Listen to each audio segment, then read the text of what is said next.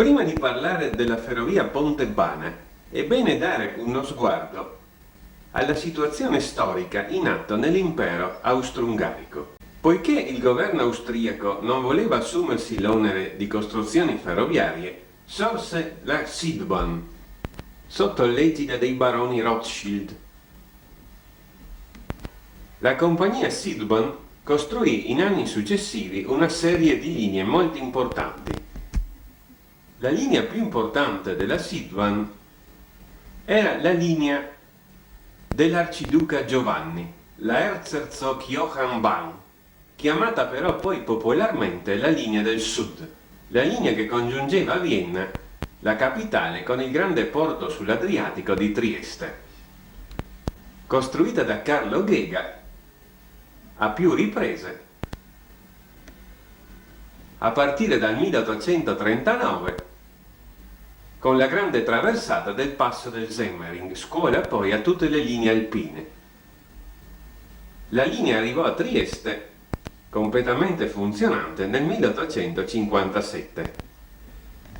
La stessa compagnia Südbahn costruì poi la trasversale da Marburg-Maribor a Klagenfurt del 1863 a Villacco del 1864, che poi si prolungherà nel 1871 verso Lienz e poi San Candido Innichen e Fortezza Franzenfeste sulla linea del Brennero. Anche le ferrovie statali austriache finalmente fondate, le imperiali regie ferrovie austriache KK e SWE, entrarono in gioco con linee ferroviarie. Ed ecco la linea rudolfiana. La Rudolfsbahn, la linea del principe Rodolfo, si stacca dalla linea dell'imperatrice Elisabetta Vienna-Linz-Salisburgo ad Amstetten e San Valentin, poi attraverso Kleinreifling arriva a Selstall per il passo di Scheber a San Michael, poi a San Veit an der Glan e a Villacco, dove si incrocia con la linea privata della Südbahn. Ecco, così sorgere a Villacco due stazioni, la Villacco della Südbahn e la Villacco dello Stato. Nel 1870 il ramo della ferrovia rudolfiana proveniente da Lubiana arriva a Tarvisio e qui poi si congiunge con il ramo che proviene da Villacco nel 1873. Ecco quindi Tarvisio raggiunta così dalla ferrovia. Dopo la guerra del 1866 fra Italia e Austria, nel 1867 venne stipulato fra le due nazioni un trattato commerciale. Questo trattato prevedeva la costruzione di due collegamenti ferroviari secondari fra l'Italia e l'Austria, a seguito del nuovo confine che ora comprendeva il Veneto in Italia.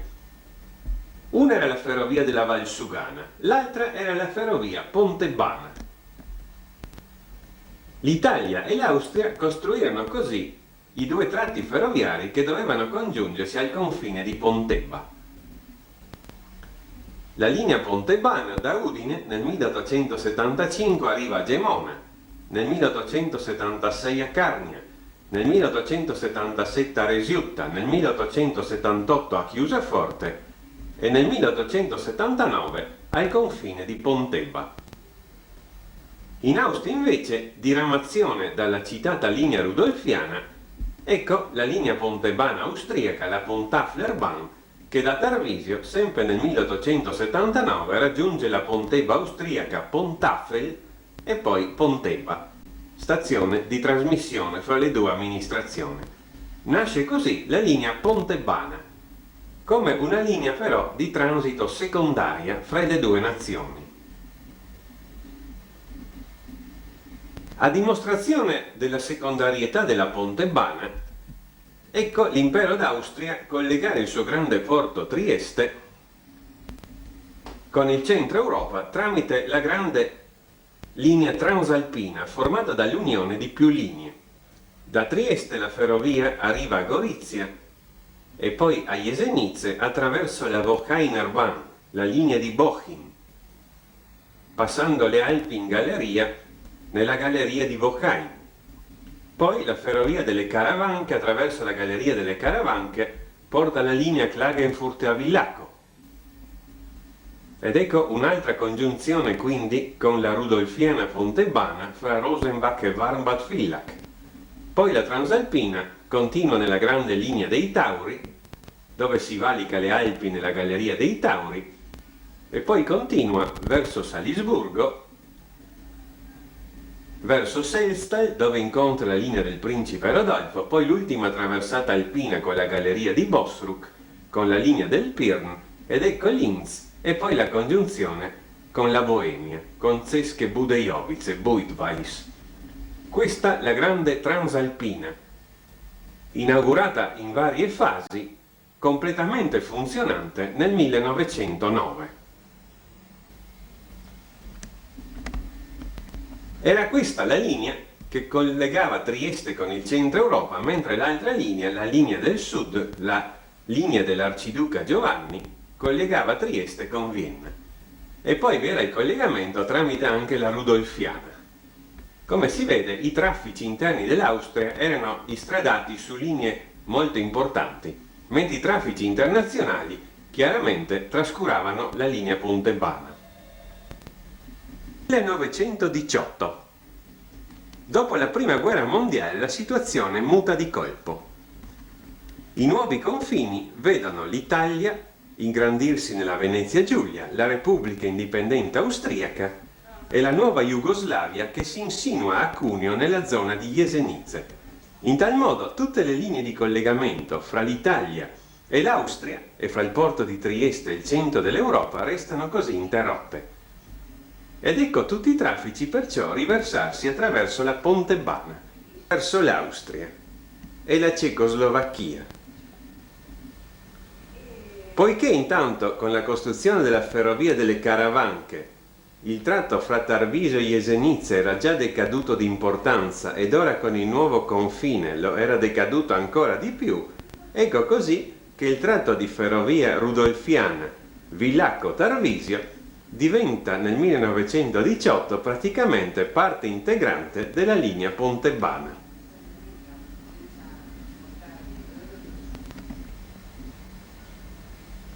Nata con caratteri economici di costruzione,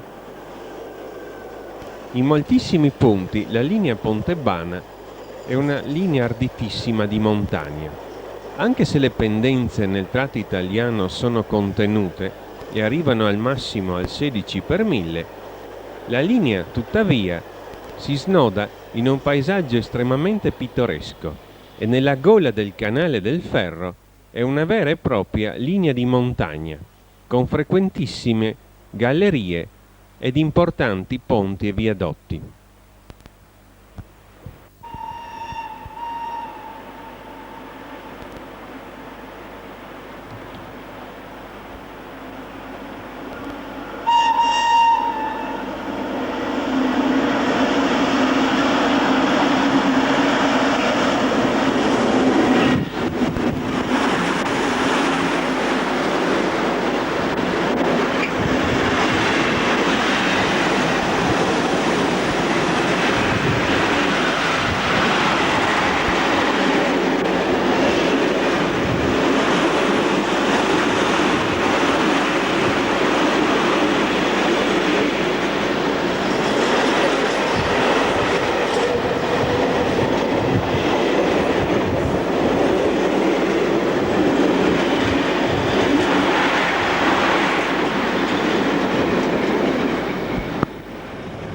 Il primo grande ammodernamento della linea, per aumentarne la potenzialità, risale al 1935, l'elettrificazione in corrente continua a 3000 volt. Da Udine a Tarvisio la linea divenne così dominio dell'IE 626, che sono stati praticamente la locomotiva simbolo di questa linea, fino alla fine degli anni 70. Oggi sulla linea dominano le moderne locomotive della serie E652.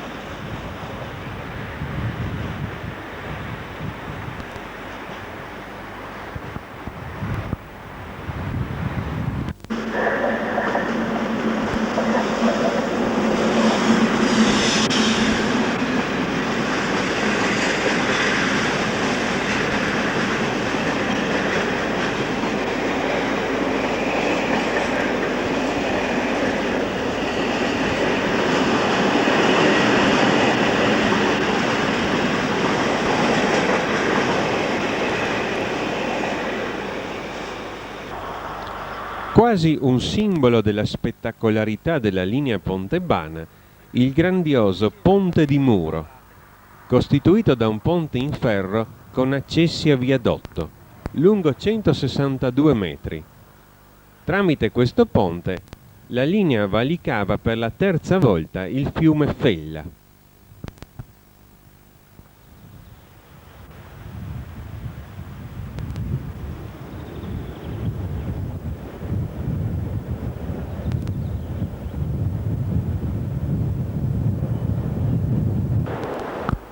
Ed ecco vicino al ponte di Muro il viadotto del Rio Pontuzzo, lungo 83 metri. Incassato fra le gallerie del ponte di Muro prima e del Rio Pontuzzo seconda.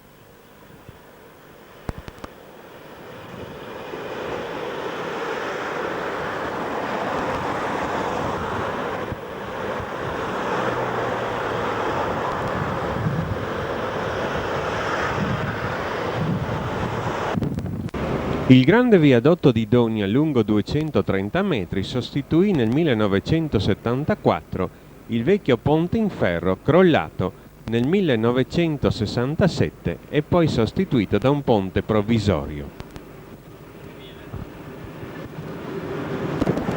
Il grande ponte di Chiusaforte di 155 metri, la seconda traversata del fiume Fella.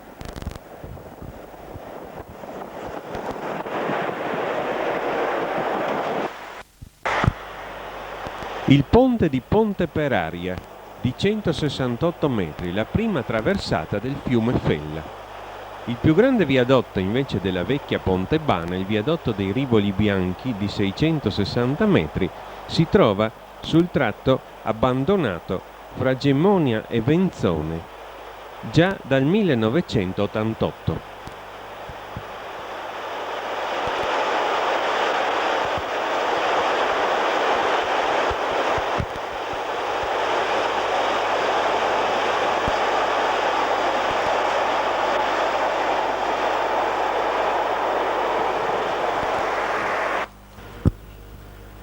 Il più grande problema della Pontebana era costituito dagli incroci, soprattutto fra lunghi treni merci. Per tale motivo, con una serie di lavori durati dal 1956 al 1971, vennero create nuove stazioni di incrocio, mentre altre stazioni vennero opportunamente allungate. Tuttavia, in molte stazioni lo spazio era limitato e spesso gli incroci si svolgevano letteralmente a pelo. Era una vera abilità dei macchinisti riuscire a far stare il treno esattamente fra le traverse limiti dei binari, come pure era una vera abilità dei dirigenti in movimento riuscire ad azzeccare gli incroci nelle stazioni opportune. Lavorare sulla linea Pontebana era, da parte del personale sia di terra che di macchina, una vera prova di abilità ferroviaria.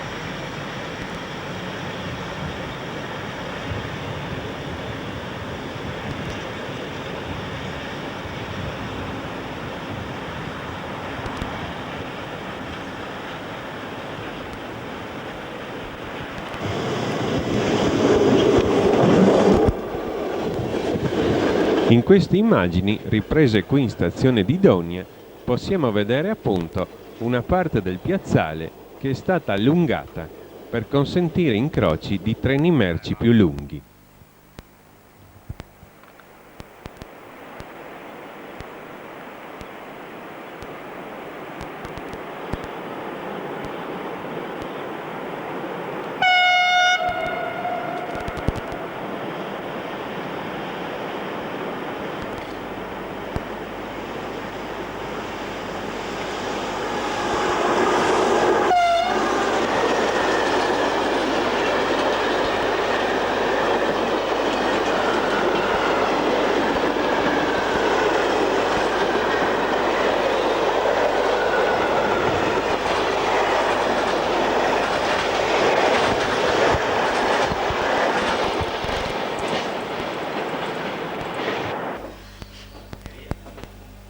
In questi lavori di ampliamento venne creata nel 1969 la nuova grande stazione merci doganale di Pontebba. La vecchia stazione di Pontebba, il cui fabbricato viaggiatori era l'antico fabbricato della stazione austriaca di Pontafel, venne sostituita da questa nuova stazione. Il piazzale della stazione venne totalmente cambiato. La vecchia stazione veniva a cadere in mezzo al nuovo piazzale e venne perciò demolita, sostituita dalla nuova stazione.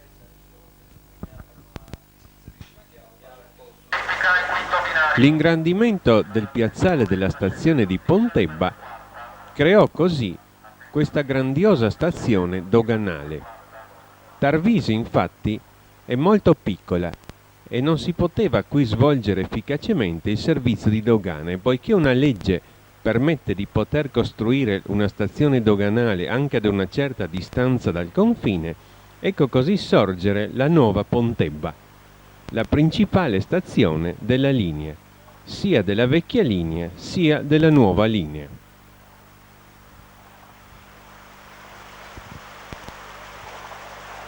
In questa veduta generale del piazzale possiamo vedere la nuova stazione, mentre la vecchia stazione si trovava poco più a destra, in mezzo al piazzale attuale.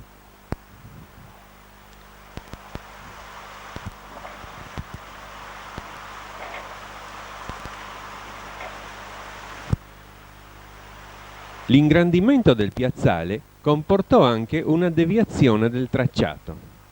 La vecchia Pontebbana, infatti, usciva da Pontebba qui verso sinistra ed aggirava una collinetta. Con la costruzione del nuovo piazzale, la linea, quella che adesso vediamo percorrere qui dal treno espresso gondoliere, tagliò questa ansa. La linea così venne accorciata di 103,70 metri in meno.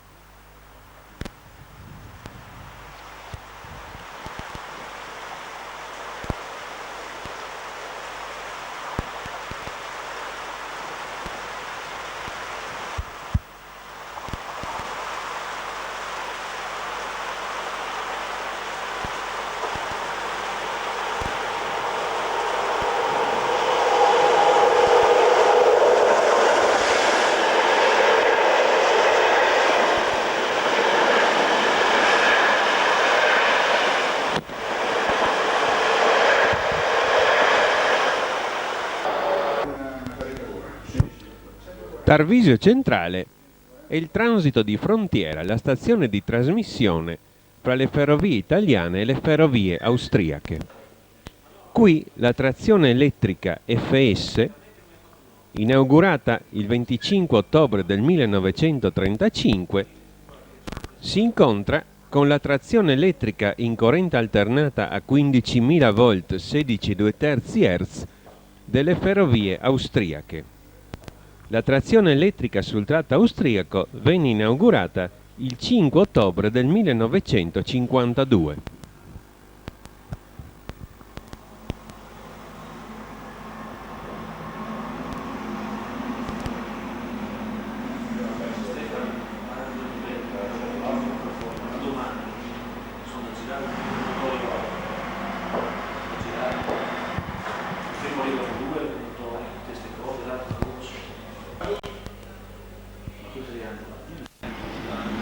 A causa del cambio di tensione, i treni in arrivo devono abbassare i pantografi e procedere per inerzia fino al punto di fermata.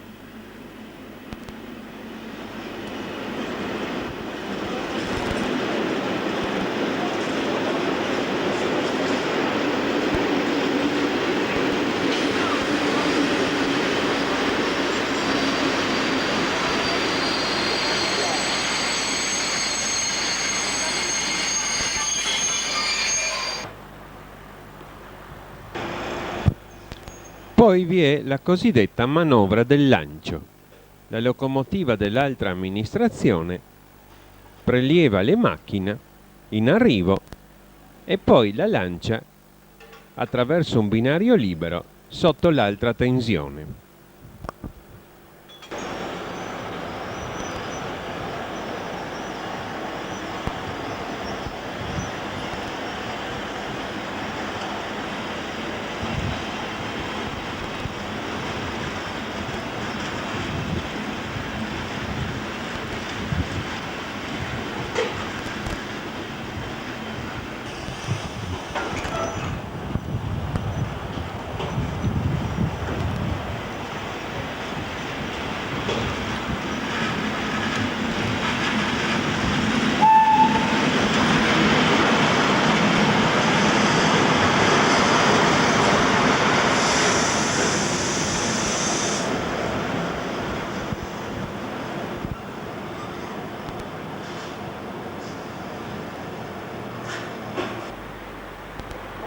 Percorsa da importantissimi traffici internazionali, ecco qui l'Intercity Romulus Vienna-Roma, la vecchia Pontebana con i suoi stretti raggi di curvatura e le sue pendenze non poteva più andare bene.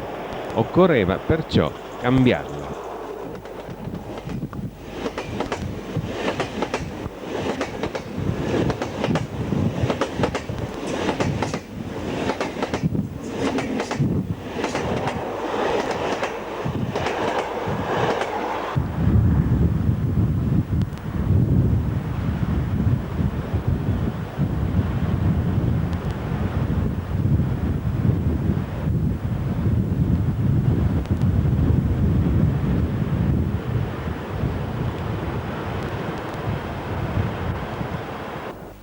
Nel 1972 l'ingegnere triestino Paolo Pellis presentò un progetto per una nuova linea ferroviaria transalpina a doppio binario con criteri quasi di alta velocità, pendenze contenute al 10 per 1000 e raggi di curvatura di 4000 metri.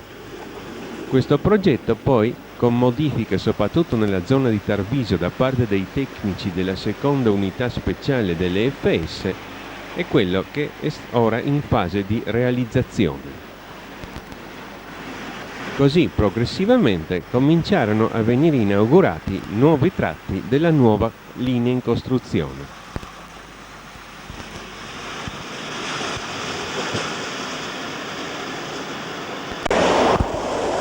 Nel 1985 il primo tratto con l'eliminazione dell'Ansa di Tricesimo fino ad Arcento, poi nel 1987 fino ad Artegna, poi nel 1988 da Gemona a Carnia, 1992 da Artegna a Gemona.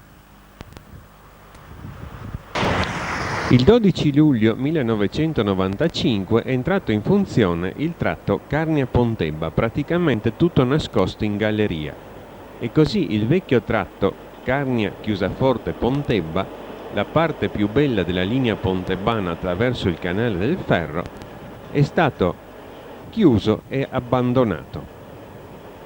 Il filmato che ora vedremo ritrae la situazione del 7 luglio 1992, quando il treno percorreva ancora questo vecchio tratto. Abbiamo così un connubio fra la prima parte della linea tutta nuova e poi la parte della linea ancora vecchia.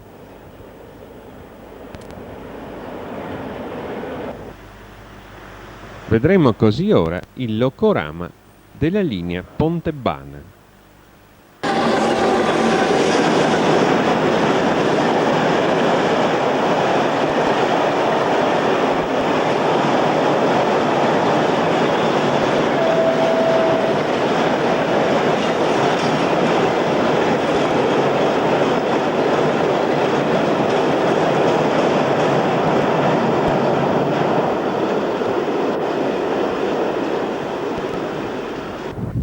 Capolinea della linea Pontebana dal 15 novembre 1875 è la stazione di Udine, dotata di un grande deposito locomotive.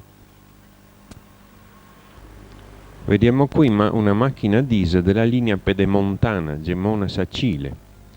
E poi ecco le antiche locomotive dominatrici della linea Pontebana, le regine di una volta. La serie E626. Queste macchine hanno vissuto su questa linea una vera e propria epopea. Ed ecco le nuove macchine che le hanno soppiantate, le regine di oggi, le E652. Molte di queste sono accoppiate permanentemente e formano il cosiddetto complesso binato.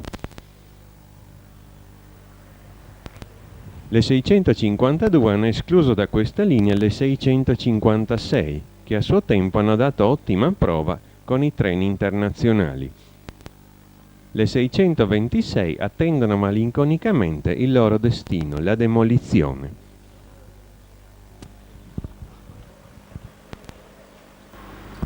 La stazione di Udine è un importantissimo nodo ferroviario.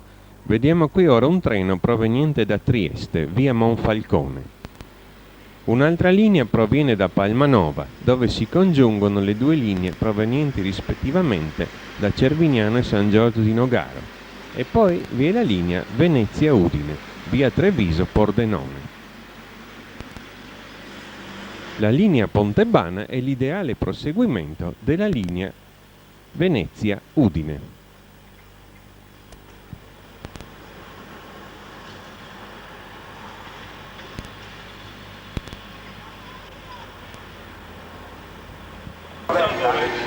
Al primo binario della stazione di Udine è ora arrivato l'Eurocity 30 Romulus Roma-Vienna.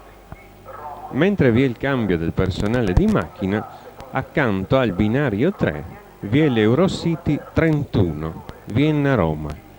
L'incrocio fra i due treni avviene infatti qui, in stazione di Udine.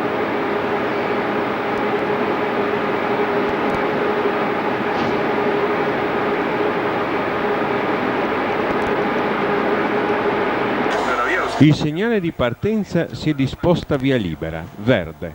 Sotto però vi è un triangolo, quindi velocità 30 fino allo scambio estremo della stazione.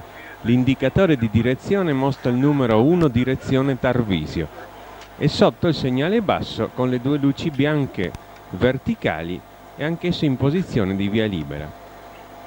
Dopo l'ordine di partenza, l'Eurocity 30 Romulus si avvia così verso la linea Pontebana. Come si è detto, ha appena incrociato qui in stazione di Udine l'Eurocity 31 in senso contrario Vienna-Roma. Il treno così si avvia ora in stazione di Udine a 30 km l'ora e prende la direzione di Tarvisio. Vediamo sulla destra allontanarsi la linea in direzione di Gorizia, Monfalcone e Trieste. In mezzo il deposito locomotive, subito a sinistra del deposito locomotive vi è il binario unico non elettrificato della ferrovia privata Udine-Cividale. Qui la linea sembra cominciare a doppio binario, ma sono soltanto binari di stazione.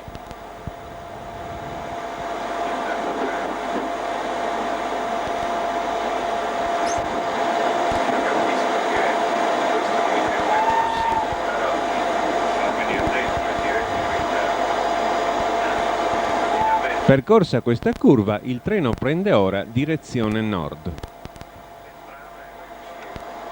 Inizia qui ora tutta una serie di passaggi a livello che hanno creato un gravissimo contrasto fra ferrovie e comune di Udine. Il comune si è sempre opposto a raddoppio del tratto fra Udine e posto di movimento VAT proprio a causa dei passaggi a livello.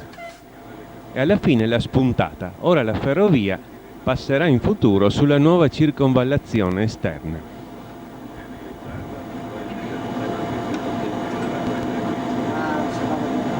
Ed ecco finalmente il deviatoio estremo di Udine. Come indicato dal segnale, il treno deve tenere la velocità di 30 km all'ora fino a quando l'ultima vettura ha oltrepassato lo scambio. Siamo ora sul binario unico del tratto Udine Posto di Movimento VAT e comincia la sfilata dei passaggi a livello, tutti automatici.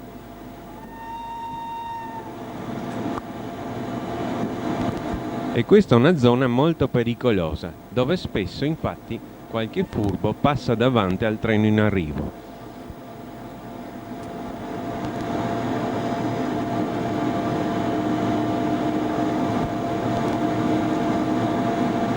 Come l'ultima vettura abbandona lo scambio estremo, il treno può prendere velocità.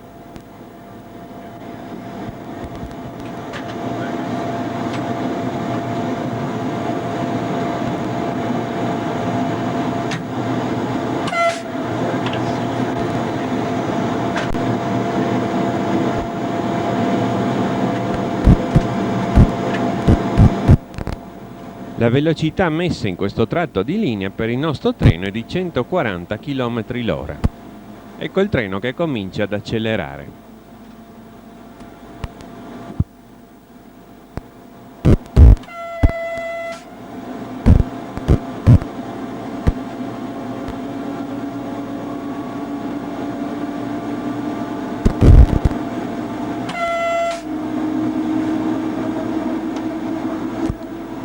Continua la sfilata dei passaggi a livello.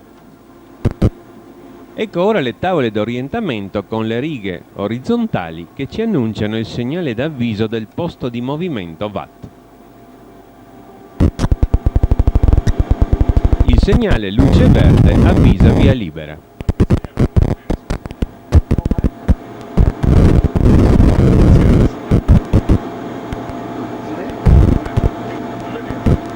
Il posto di movimento VAT è una stazione della periferia di Udine, dove vi è la congiunzione fra la Ponte Bana e la circonvallazione di Udine. Questa circonvallazione è stata chiusa al traffico alla fine del maggio del 1994 per la costruzione della nuova circonvallazione e ora vedremo i lavori in corso. Al momento perciò del film, tutti i treni devono percorrere questo binario. Ecco le tavole di orientamento del segnale di protezione di posto movimento VAT con le strisce inclinate. Il segnale verde ci dà via libera con avviso di via libera. Ed ecco sulla destra i lavori per la nuova circonvallazione di Udine. Si attraversa così la stazione di posto movimento VAT, mentre il treno aumenta sempre la velocità.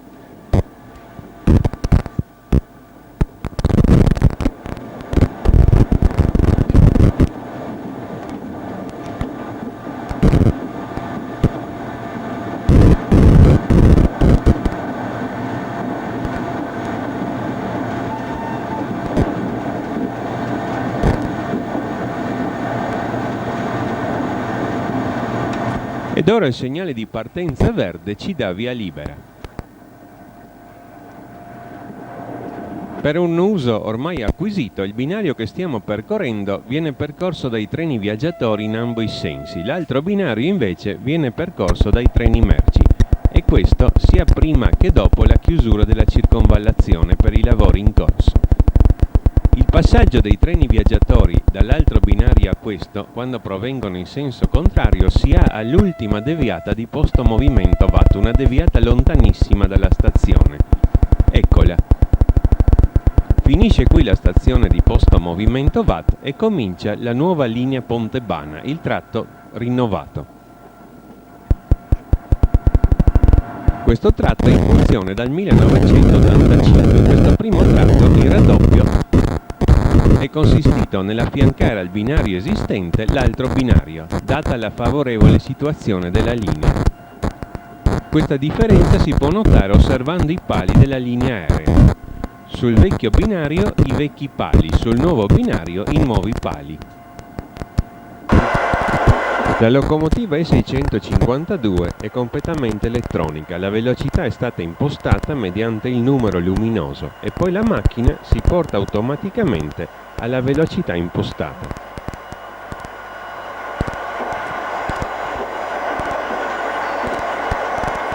In questa locomotiva è interessante la videodiagnostica.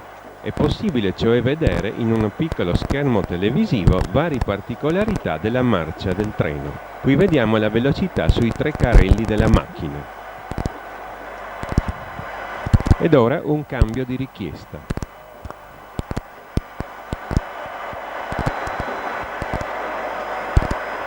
La tensione dei motori.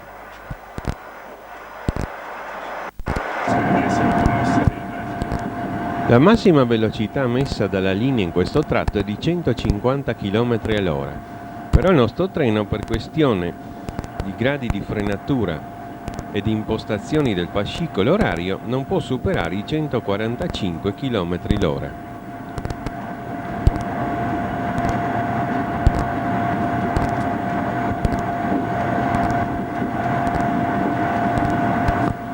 Ci avviciniamo ora a Areana del Royale. Questa era un tempo stazione, poi con i raddoppi è stata trasformata in fermata. Vediamo qui marciapiedi con sottopassaggio. Poi nell'attuale discutibile politica FS è stata abbandonata, dopo essere stata rinnovata.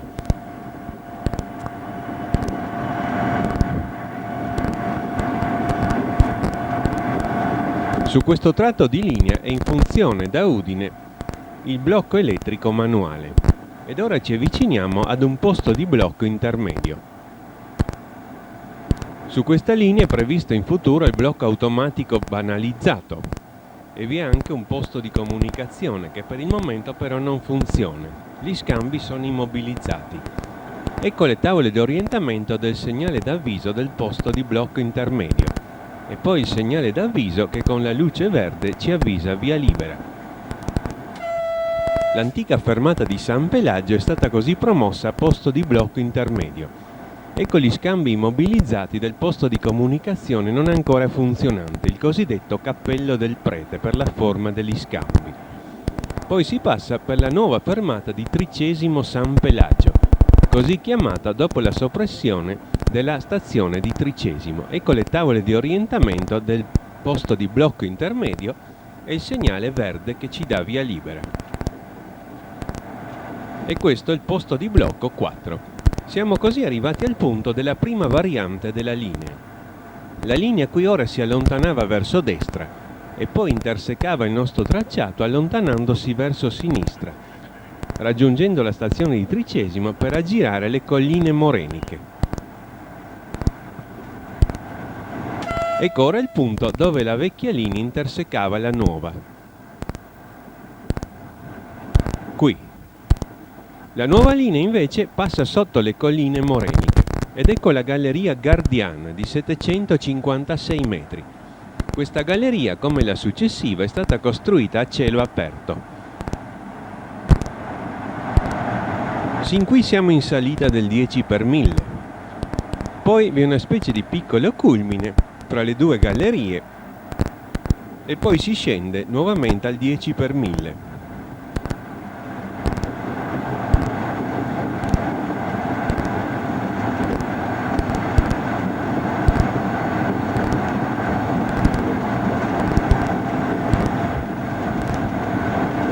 Ora inizia questa breve discesa e ci avviciniamo alla seconda galleria, la galleria di Noyaret, di 373 metri. Le tavole intanto ci annunciano l'avviso di Tarcento. Il segnale d'avviso poco prima della fine della galleria con la luce verde ci avvisa via libera. Subito dopo l'uscita della galleria ritorna da sinistra il vecchio tracciato e possiamo anche vedere i ruderi del vecchio ponte con il quale la tranvia Udine-Tarcento passava sopra il vecchio tracciato. Ora i due tracciati più o meno ritornano a coincidere, mentre le tavole di orientamento ci annunciano la protezione di Tarcento, verde, via libera con avviso di via libera. Siamo nuovamente in salita del 10 per 1000. Si transita ora in stazione di Tarcento, mentre finisce il blocco elettrico manuale ed inizia il blocco automatico conta assi. Il treno ora supera, in precedenza, il locale 5982 Udine Carnia, che vediamo fermo. Questo locale era partito in ritardo da Udine e perciò ora deve cedere il passo all'Eurocity. Il segnale di partenza verde ci dà via libera. Su questo tratto di linea dovrà entrare in funzione il blocco automatico a correnti codificate e il blocco banalizzato. Però per il momento ancora questo non è stato fatto, perciò sia il blocco elettrico manuale che il blocco automatico con dassi sono per il momento provvedimenti provvisori. Fra Tarcento e Artegna i due tracciati più o meno coincidono. Questo tratto fino a Artegna è stato aperto nel 1987, poi vi era il passaggio al semplice binario. Con la chiusura del passaggio al semplice binario e l'attivazione del doppio binario, Artegna, che un tempo era stazione e poi era diventata posto di passaggio, è diventata così ora una fermata impresenziata.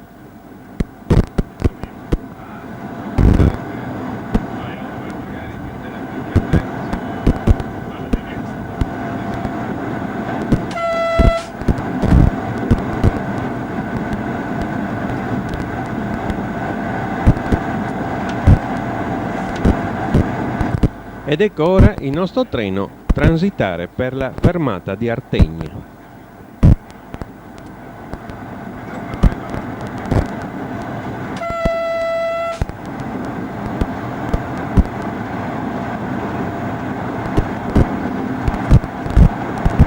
Da Artegna a Gemona il doppio binario è stato aperto nel 1992. Questo ha comportato l'abbandono del vecchio tracciato. Ci stiamo ora avvicinando al punto di separazione.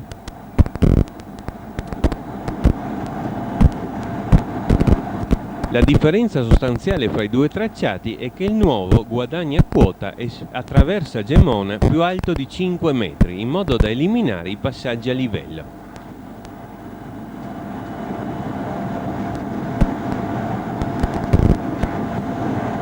Ecco il vecchio tracciato che se ne va sulla sinistra e poi rimane più basso.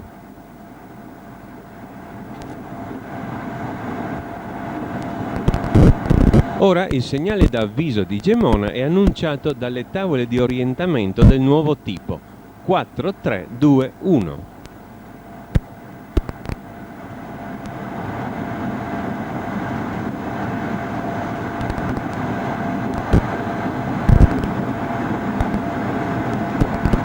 Ecco le tavole di orientamento.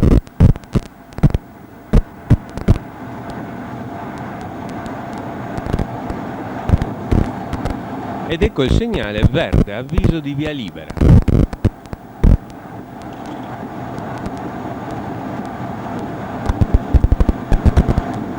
Si passa ora sopra il torrente Orvenco. Possiamo vedere sulla sinistra in basso i resti del vecchio tracciato, mentre ora le tavole di orientamento ci annunciano il segnale di protezione di Gemona. Luce verde, via libera con avviso di via libera. Il treno transita così ora in stazione di Gemona. Qui proviene dalla sinistra la linea non elettrificata pedemontana da Sacile. La stazione di Gemona è ancora in fase di completamento. Ecco la linea da Sacile. Il nuovo fabbricato di Gemona che vediamo sulla destra è stato costruito secondo l'architetto in modo da ricordare la sagoma di un vagone merci. Vediamo davanti alla stazione il piazzale ancora in fase di completamento. Ora il primo segnale di partenza di Gemona verde ci dà via libera con avviso di via libera. Ora vediamo sulla sinistra il nuovo scalo merci di Gemona. Questo praticamente finito.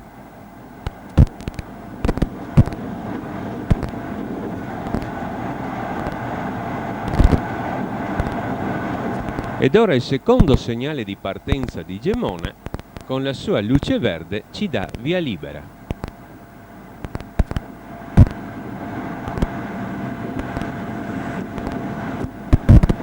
Si riprende a salire al 10 per 1000.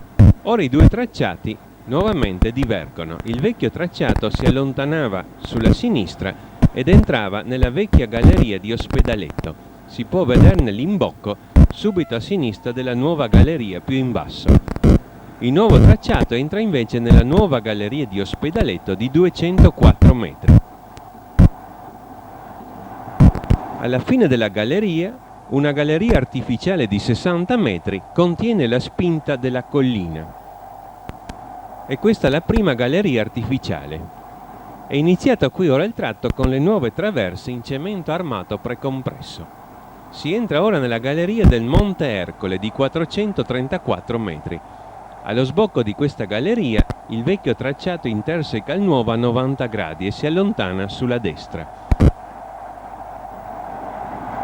Si percorre ora il nuovo viadotto dei Rivoli Bianchi di 1050 metri. Il vecchio tracciato invece percorreva il vecchio viadotto dei Rivoli Bianchi.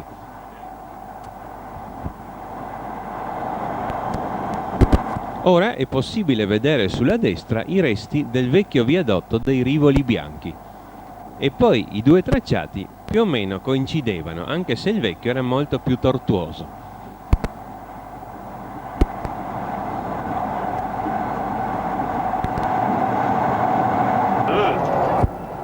«145 a velocità costante, poiché la macchina è elettronica».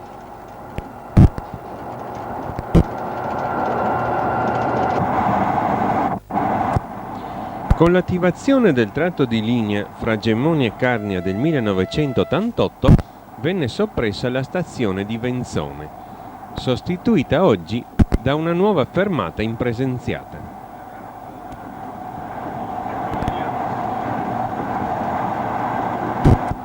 Il treno ora transita per la nuova fermata di Venzone, mentre a destra si vedono i resti del piazzale dell'antica stazione di Venzone.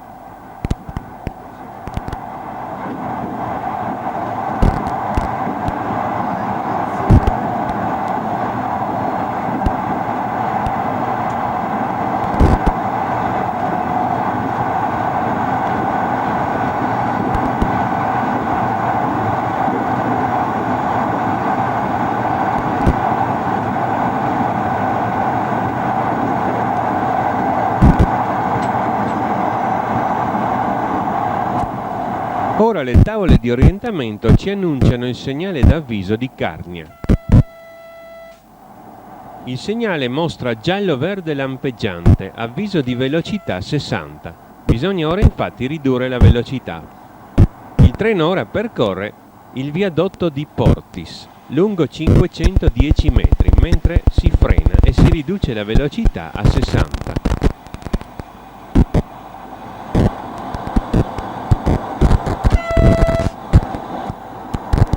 Questa deviata è dovuta al ritorno sul binario unico.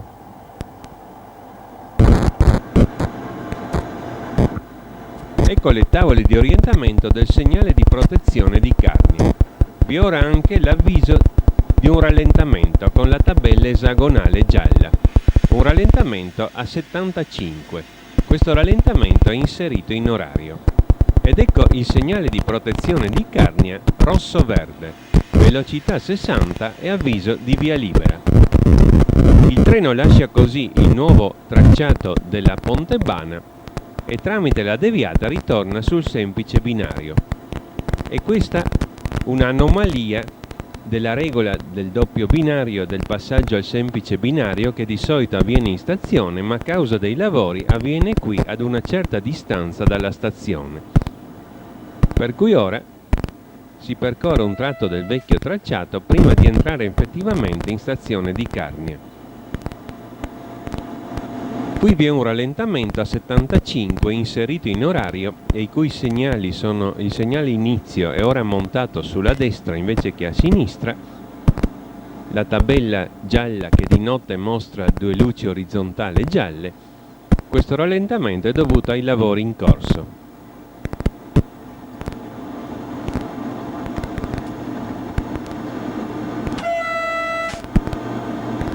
Il treno comunque va a 60 e ora riprende poco a poco velocità. Ecco l'inizio del rallentamento. Mentre sulla sinistra vediamo i lavori del nuovo piazzale di Carnia.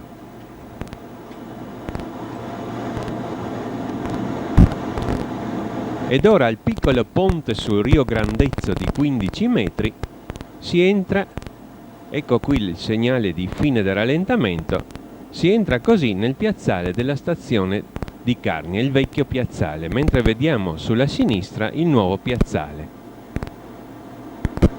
Il treno ora può aumentare la velocità a 80 km/h.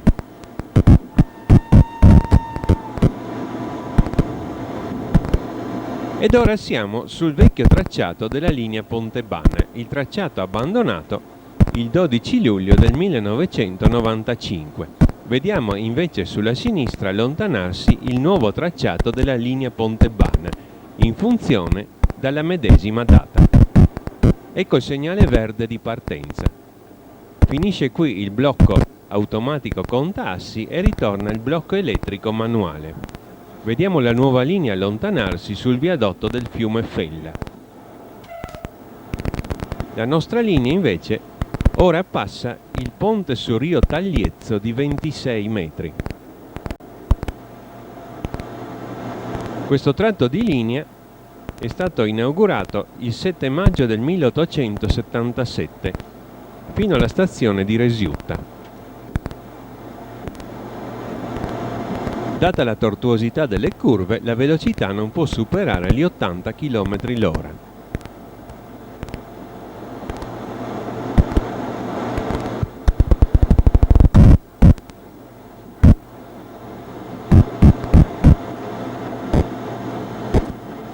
Si piega ora verso est, nell'ampia valle del fiume Fella, e si arriva nella zona denominata la Grande Trincea. Inizia qui il percorso da montagna, anche se la pendenza qui non è proibitiva, è infatti sul 10 per 1000. Ecco la zona della Grande Trincea. Qui ai tempi del terremoto del 1976 vi furono moltissime frane, perciò si possono ancora vedere i resti delle luci che erano state montate per illuminare la linea di notte. Ecco la galleria della Grande Trincea di 57 metri.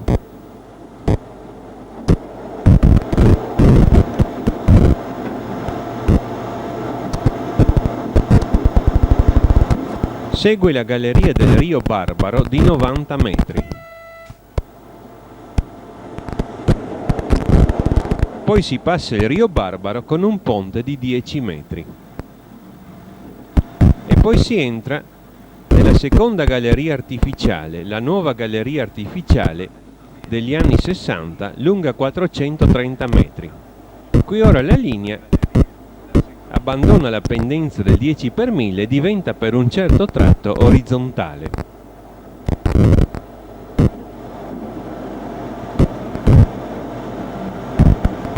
Ci si avvicina all'ex stazione di Moggio. Qui infatti un tempo vi erano anche i segnali di avviso e di protezione. Poi questi segnali sono stati tolti quando la stazione di Moggio è stata chiusa per risparmio di personale nel 1992.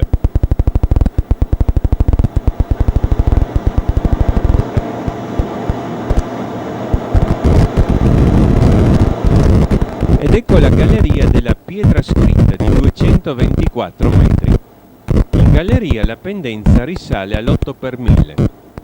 All'uscita della galleria siamo nella stazione abbandonata di Moggio, poi ridotta a semplice fermata. Il binario deviato c'è ancora, ma gli scambi sono stati tagliati. In fondo si vede il segnale di partenza, un tempo segnale di partenza di Moggio e poi dopo la soppressione ridotto a semplice segnale di avviso, il segnale d'avviso di Resiutta. Il segnale di partenza infatti era accoppiato all'avviso di Resiutta e adesso è soltanto segnale di avviso. Con la luce verde ci avvisa via libera.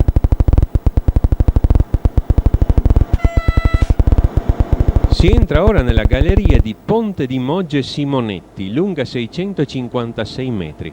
Questa galleria è in realtà formata dall'unione di due gallerie mediante un breve tratto artificiale.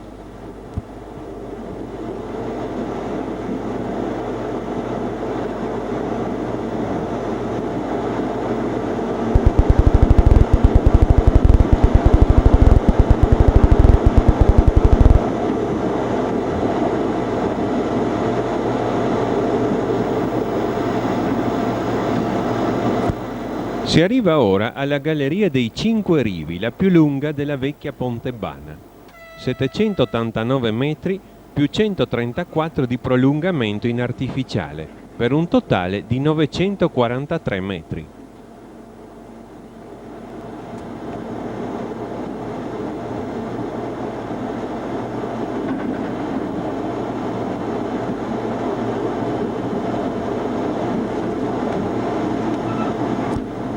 Ora si vede in galleria la luce verde del segnale di protezione di Resiutta, che ci dà via libera con avviso di via libera, e poi si percorre il tratto artificiale con le finestre.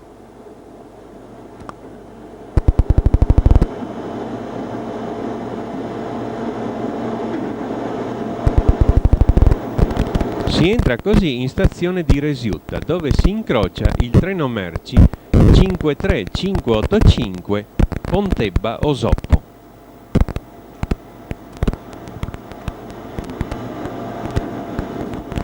In fondo il segnale di partenza verde ci dà via libera.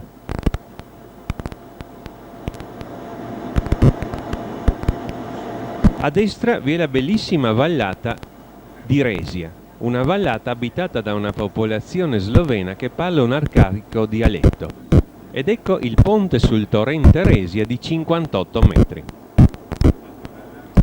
Ora il tratto Resiutta-Chiusaforte era in funzione dal 14 marzo del 1878. La pendenza in salita del 10 per 1000.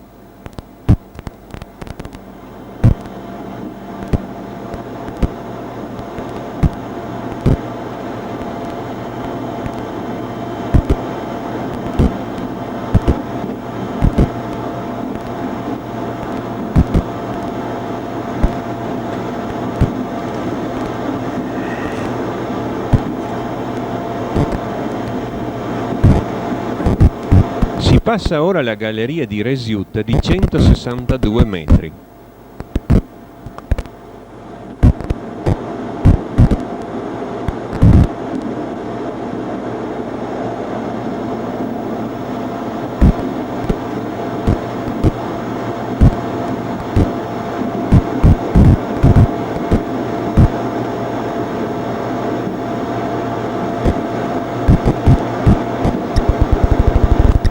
In quei lavori di ammodernamento della linea, svoltisi principalmente negli anni 60, vennero creati alcuni nuovi posti di incrocio.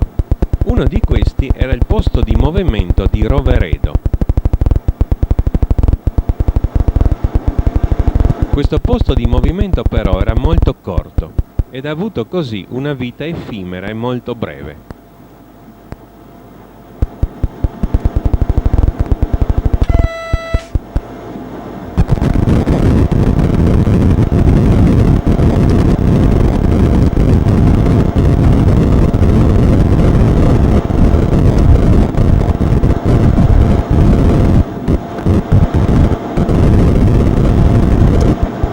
Ecco ora l'antico piazzale del posto di movimento di Roveredo. Fra l'erba si può vedere a destra il binario abbandonato. I pali della linea aerea hanno il tirante più lungo appunto per 2 binari. Il fabbricato è completamente sparito. Era molto piccolo e si trovava qui. Questo posto permetteva incroci solo di treni corti, perciò è stato soppresso.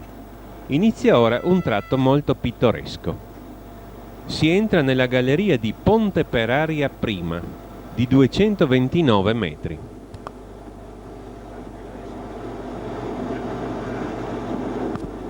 Allo sbocco il primo attraversamento del fiume Fella con il ponte di Ponte per Aria di 168 metri. Il nome Ponte per Aria viene da Rio Ponte per Aria, che venne passato qui con un piccolissimo ponte di 18 metri.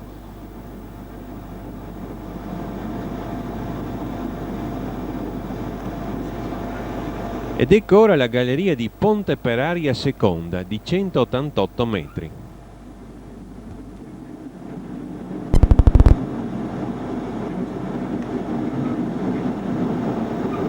Segue la terza galleria artificiale di 23 metri, definita da qualcuno Galleria del Rio Fran, anche se il nome non è ufficiale. Poi la galleria del Rio Stock di 133 metri.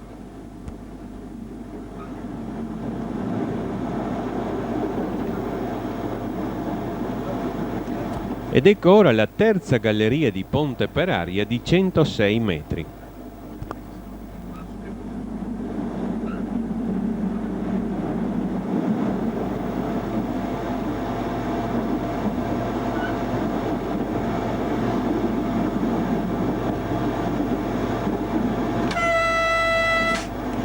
Ora le tavole di orientamento ci annunciano l'avviso di chiusaforte, che con la sua luce verde ci avvisa via libera.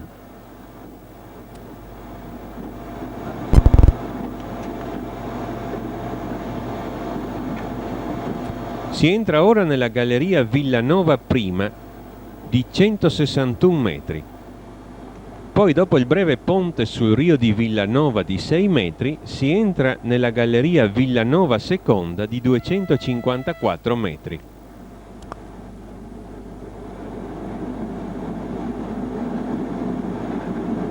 Al suo sbocco il viadotto sul Rio del Molino di 76 metri.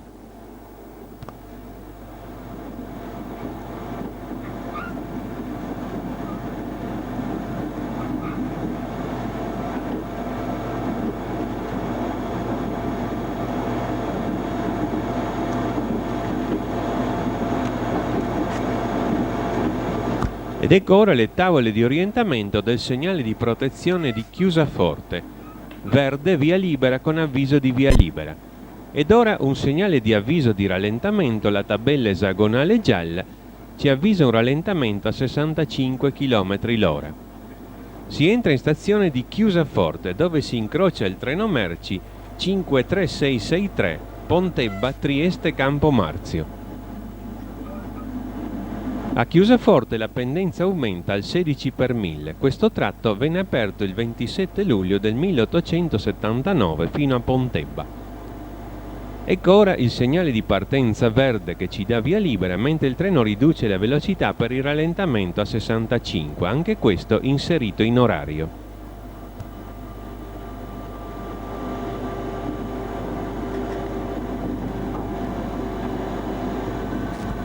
Ed ecco ora la tabella di inizio del rallentamento, subito seguita dalla galleria quarta artificiale, l'artificiale di Chiusaforte di 65 metri. Si attraversa poi per la seconda volta il fiume Fella sul grande ponte di Chiusaforte di 155 metri. Poi vi è la tabella verde di fine del rallentamento, mentre si entra nella galleria di Pian di Castello di 72 metri. Inizia qui il canale del Ferro, la parte più bella della linea pontebana che ora ha ripreso direzione nord. Il treno ora riprende velocità dopo il rallentamento fino a 80 km l'ora. Si passa ora il Rio Patocco con il ponte di 42 metri.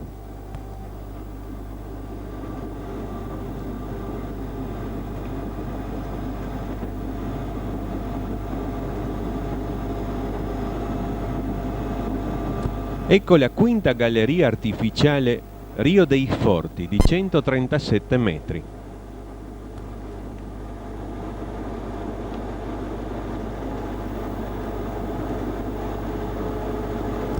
Il viadotto di Cadramazzo di 110 metri.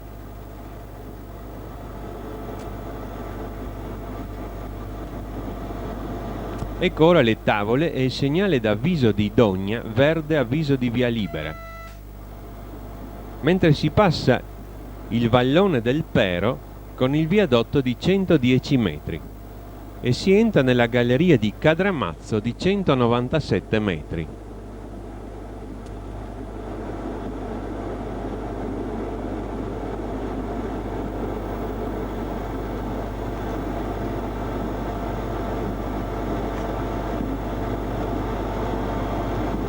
Ecco ora il viadotto sul vallone di Pietraforata di 98 metri e poi la sesta galleria artificiale Rio dei Sassi di 101 metri. poi la settima galleria artificiale Vidali di 80 metri e poi il viadotto sul vallone Vidali di 94 metri. Ed ecco ora le tavole di orientamento della protezione di Dogna.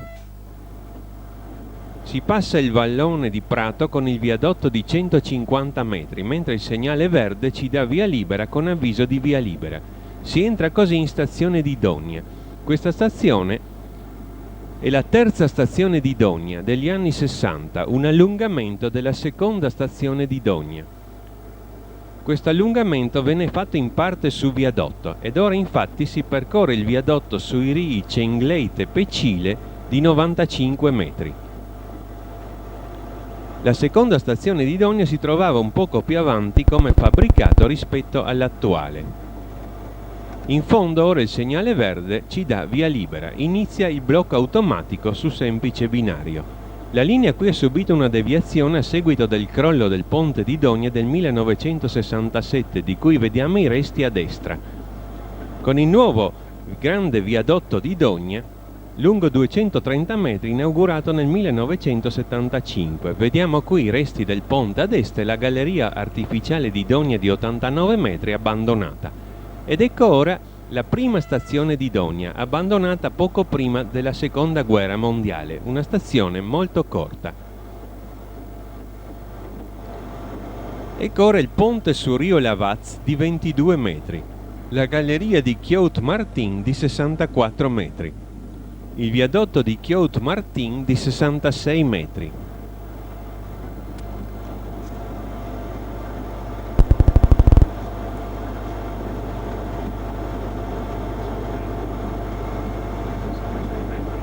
Il viadotto sul Rio Ruat di 46 metri, la galleria di Minchigos di 63 metri,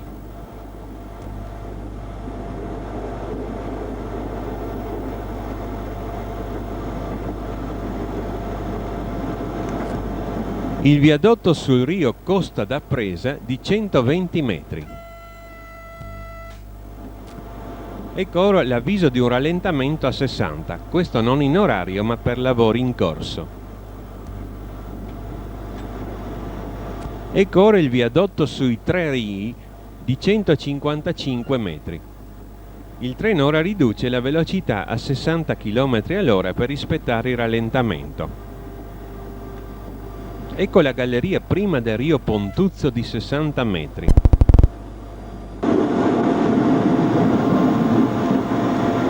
Poi vi è l'inizio del rallentamento con la tabella inizio e la seconda galleria del Rio Pontuzzo di 54 metri. Segue il viadotto su Rio Pontuzzo di 83 metri e la tabella fine del rallentamento, mentre si entra nella galleria Ponte di Muro prima di 313 metri, poi prolungata in artificiale a 347 metri.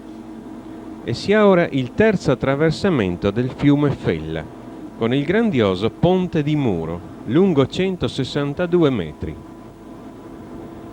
mentre il treno riprende velocità. Ora il segnale d'avviso di pietra tagliata verde ci avvisa via libera, mentre entriamo nella galleria del Ponte di Muro Seconda di 366 metri.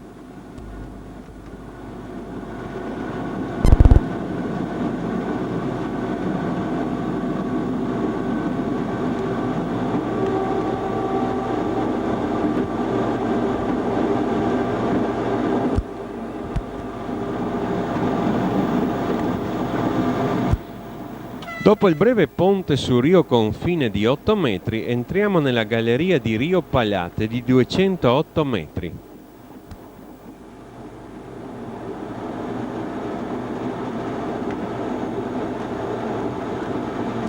Dopo il ponte su Rio Costa di 22 metri, ecco la galleria Rio Costa di 135 metri. Il segnale di protezione in pietra tagliata dà via libera con avviso di via libera. Ponte su Rio Tomba di 3 metri e galleria Rio Tomba di 66 metri. Poi si passa il ponte su Rio Osvaldo di 42 metri e si entra nella stazione di Pietra Tagliata. Anche questa è una stazione risalente agli anni 60 e come Dogna con il piazzale in pendenza perché ricavata in piena linea. Questa stazione era telecomandata da Pontebba. Dopo la curva il segnale di partenza verde ci dà via libera con avviso di via libera. Mentre si passa il ponte su Rio dei Morti di 10 metri. Poi il ponte su Rio Boscone di 10 metri e su Rio Busson di 10 metri. Ed ecco la ottava galleria artificiale Busson di 137 metri. Ora una tabella di avviso di rallentamento ci avvisa un rallentamento a 60 per lavori in corso.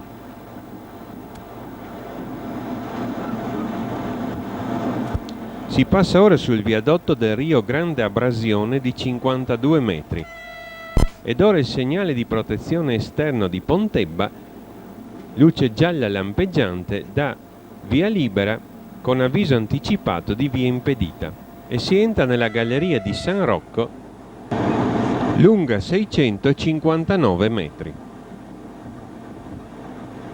Il treno rallenta per il rallentamento a 60 dovuto ai lavori di attivazione del nuovo tratto.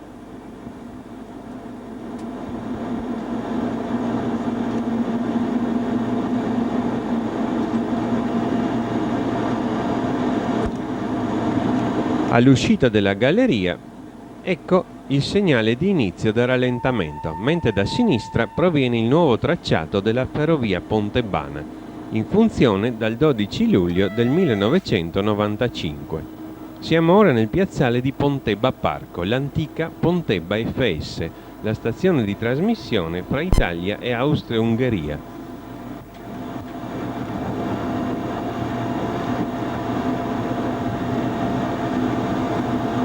Ora vediamo a sinistra il segnale di fine del rallentamento.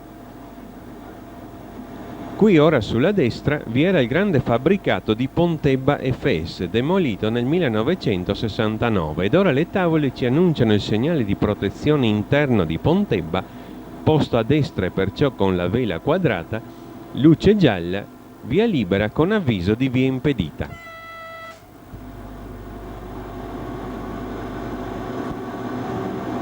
Ora fra le due parti del piazzale di Pontebba vi è il ponte sul torrente Pontebbana di 40 metri, l'antico confine fra l'Italia e l'Austria-Ungheria, e qui l'11 ottobre del 1879 venne inaugurata la linea Pontebbana. Siamo ora nell'antico piazzale della stazione austriaca di Pontafel. Questa stazione venne demolita nel 1969. Il fabbricato si trovava qui dritto davanti a noi. La linea ha subito questa deviazione e la stazione è stata sostituita dalla nuova stazione di Pontebba, dove ora il Romulus ha la sua fermata d'orario. Il treno così si ferma a Pontebba.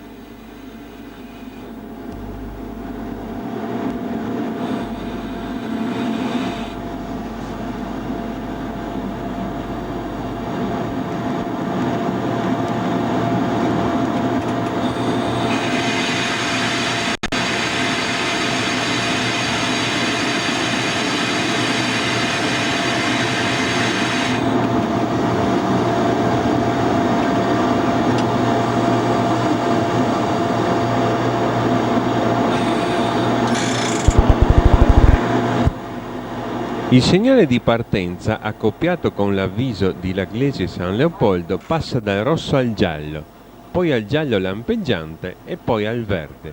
Via libera con avviso di via libera. Viene dato l'ordine di partenza e il Romulus riparte.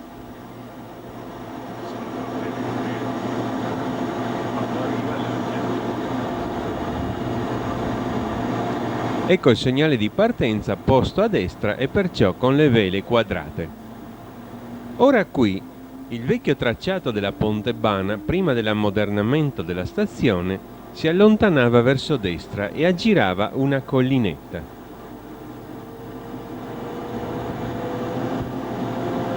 Con il nuovo piazzale della stazione il tracciato venne modificato e così nel 1969 la linea prese questo nuovo percorso. Nell'aggiramento della collinetta vi era la galleria artificiale del Rio Uccelli di 82 metri. Questa galleria non esiste più. La linea ora si dirige verso la nuova galleria artificiale del Rio Uccelli, lunga 101 metri. Come si vede, l'uscita della stazione venne già predisposta a suo tempo per il doppio binario. Dopo la galleria inizia la salita al 22 per 1000. Siamo qui sull'ex tratto austriaco della Ponte Bane, in funzione dall'11 ottobre del 1879. Ora dritti davanti a noi vi è l'entrata della nuova galleria, dove entrerà la nuova linea Ponte Bane. Ci avviciniamo ora alla Glesie San Leopoldo, un tempo fermata, ma poi negli anni 60 trasformata in stazione. Ecco il segnale di protezione che con la luce verde ci dà via libera con avviso di via libera.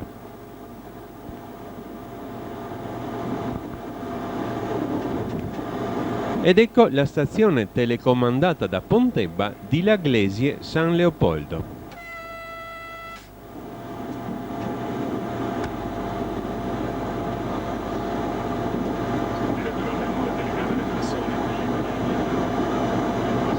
Anche questa stazione ha il piazzale in pendenza perché è ricavata in piena linea. Ai tempi dell'Austria la località si chiamava Leopoldischer Kirche. La linea ora ha preso direzione est e siamo nella Val Canale, l'antica Kanaltal. Ecco il segnale di partenza verde che ci dà via libera. Tutta questa zona, anche se geograficamente parte della regione italiana, faceva parte della Carinzia austriaca ed era abitata unicamente da tedeschi e da sloveni. Dopo il 1918 questa zona si è ora progressivamente italianizzata.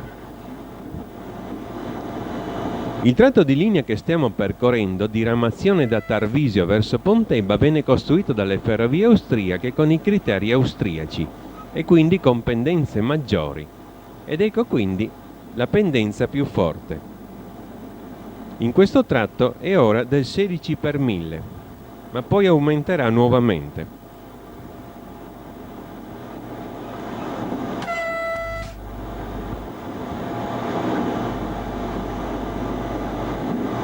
Vi è ora una galleria artificiale, la galleria artificiale di Braida di 38 metri. Questa galleria, secondo il sistema tedesco, sarebbe un aquaduct, cioè una galleria che permette lo scolo delle acque.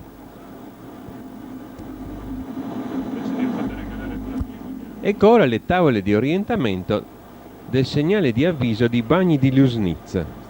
Luce verde, avviso di via libera.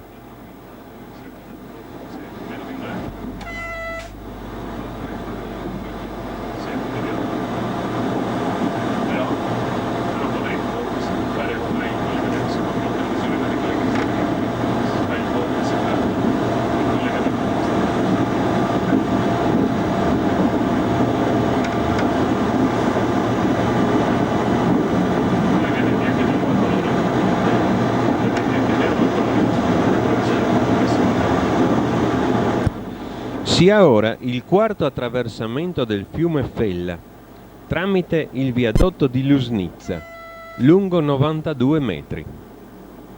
E qui la pendenza ora sale al 21 per 1000, mentre il segnale di protezione con la luce verde ci dà via libera con avviso di via libera.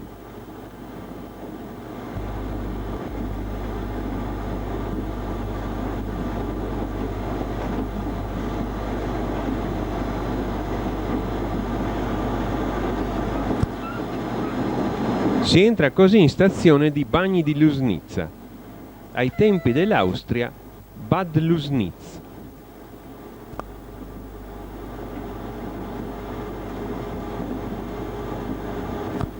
Incrociamo qui il merci 43055, Villacco Sud Mestre.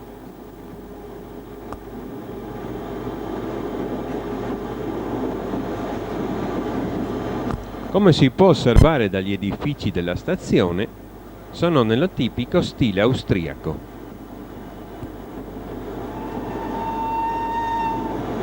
Ora il segnale di partenza verde ci dà via libera.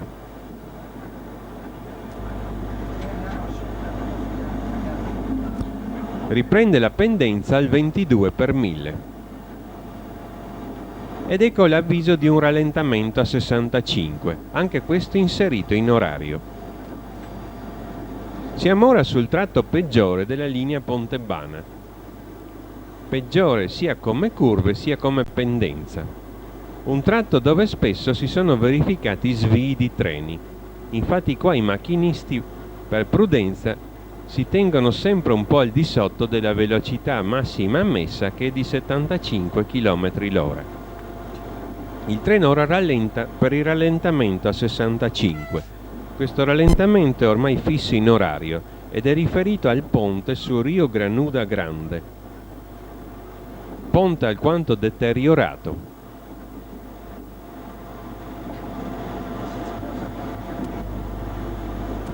Ecco la tabella inizio del rallentamento e poi il ponte su Rio Granuda Grande lungo 15 metri.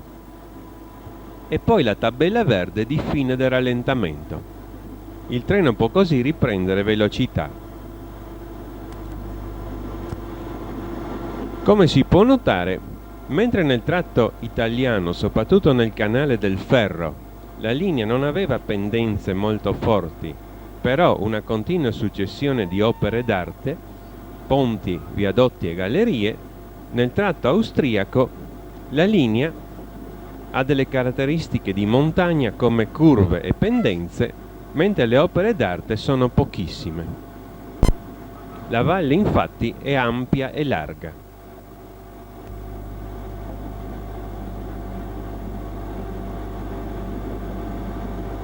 Poco a poco il treno riprende velocità.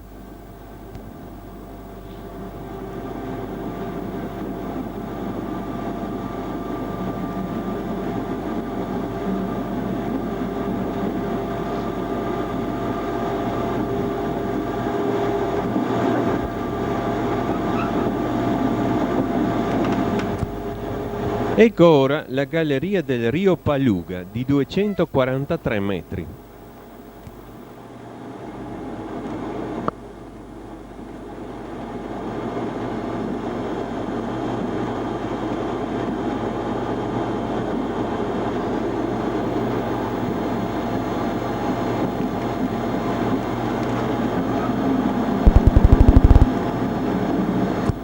Ed ecco l'ultima galleria del tratto esercitato dalle FS, la galleria del Rio Rank, di 340 metri.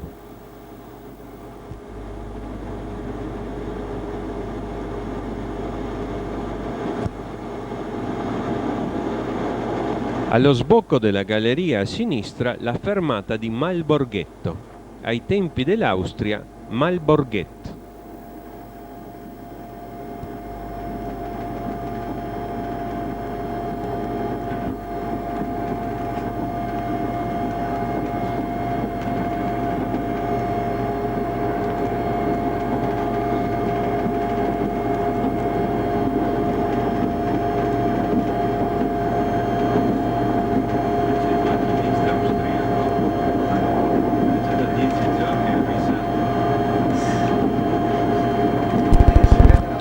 Siamo ora quasi alla fine del tratto tortuoso e pericoloso.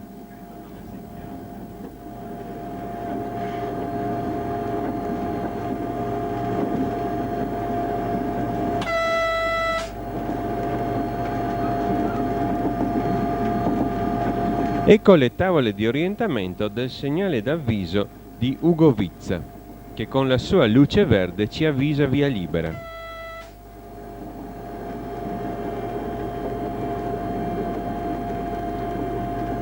Ed ora finisce il tratto pericoloso e la pendenza si attenua al 9 per 1000, mentre si passa per la quinta volta il fiume Fella con il ponte di 20 metri.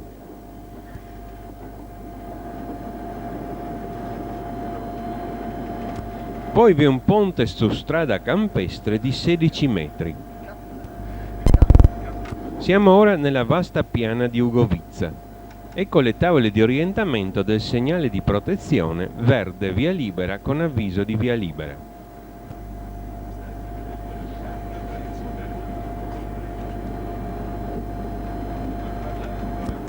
Ed ecco il piazzale della stazione di Ugovizza. Il nome tedesco era Ugovic, il nome sloveno Ucque.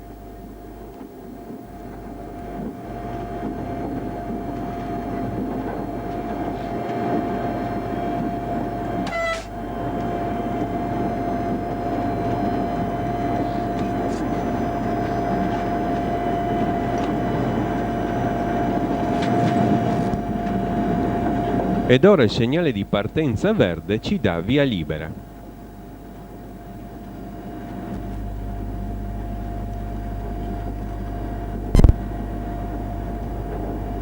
Continua ora una lieve pendenza in salita del 10 per 1000, mentre si passa sotto il nuovo viadotto dove passerà la nuova linea Pontebana,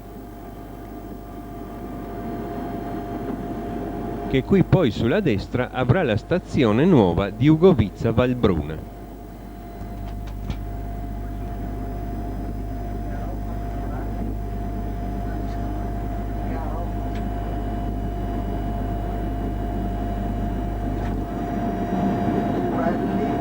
Ora sembra di passare sotto una galleria artificiale, ma in realtà non è una galleria artificiale. È il ponte sopra il quale passa l'autostrada di Alpe Adria, che per questo motivo, poiché sotto vi è la ferrovia, si chiama Ponte Verstadt, cioè ponte ferrovia dello Stato. Sulla destra vi è ora il piazzale della nuova stazione di Ugovizza Valbruna. Accanto a noi il fiume Fella, ormai piccolissimo. Davanti a noi vediamo il solco nel bosco della funivia che sale al Monte Santo di Lussari. Ed ora, con un piccolo ponte di 4 metri, abbiamo passato per la 6ª volta il fiume Fella che ora se ne va verso la sorgente. Ed ecco ora la fermata di Valbruna Lussari, mentre la pendenza risale al 22 per 1000. Valbruna ai tempi dell'Aust si chiamava Wolfsbach. Il nome invece del monte Lussari non era collegato a Valbruna, ma bensì alla stazione di Camporosso. Qui davanti a noi, sulla sinistra, vi era una palude piena di rospi, il campo dei rospi. Questa ultima pendenza qui è stata fatta per evitare il terreno paludoso, mantenendo la linea sul fianco solido della montagna. Dal nome del campo dei rospi è venuto il nome italiano di Camporosso, mentre invece il nome tedesco è Seifnitz, che si collega al nome sloveno Zabnice.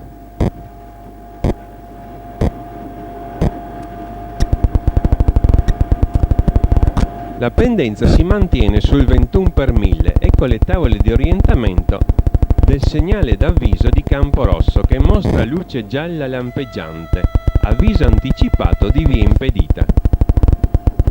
Siamo così arrivati al punto culminante della linea, lo spartiacque fra l'Adriatico e il Mar Nero. La sella di Camporosso, 817 metri sul livello del mare, al chilometro 86 più 677. Dopo un tratto orizzontale di 121 metri, inizia ora una contropendenza prima del 17 per 1000 e poi del 20 per 1000.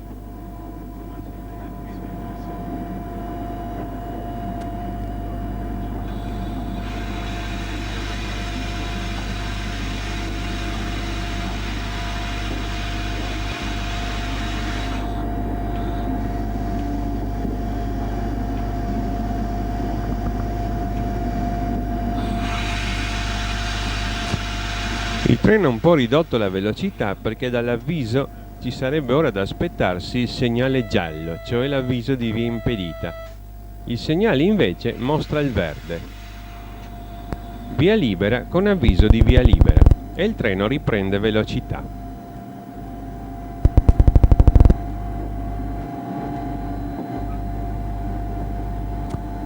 si passa nell'abitato di Camporosso e poi si entra nel piazzale della stazione di Camporosso in Val Canale. Poiché ai tempi dell'Austria era da qui che si partiva per il Monte Santo di Lussari, il nome della stazione in tedesco era Seifnitz-Luscharisberg.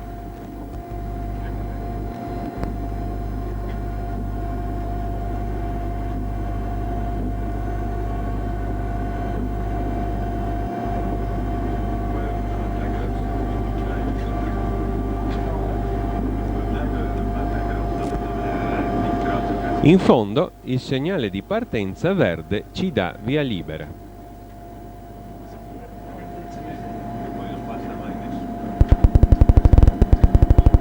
Fuori dalla stazione riprende la discesa al 22 per 1000.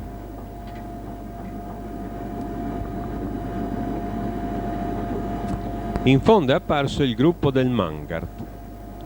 Si passa ora il ponte sul Rio Bartolo di 14 metri.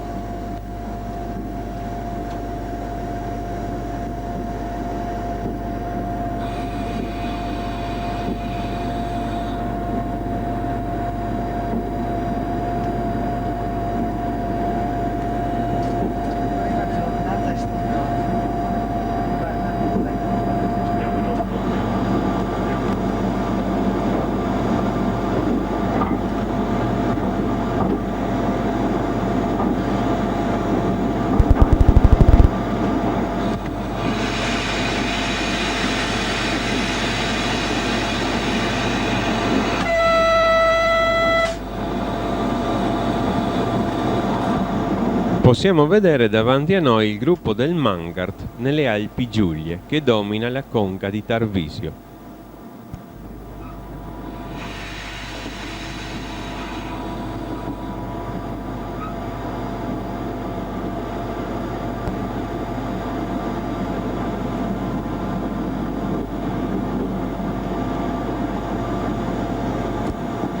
Il treno ora entra nell'abitato di Tarvisio.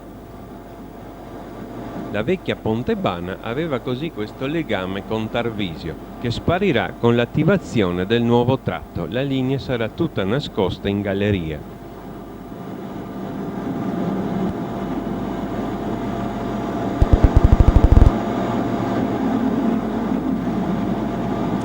Ed ecco ora le tavole di orientamento del segnale d'avviso di Tarvisio, che con la luce gialla lampeggiante ci dà l'avviso anticipato di via impedita.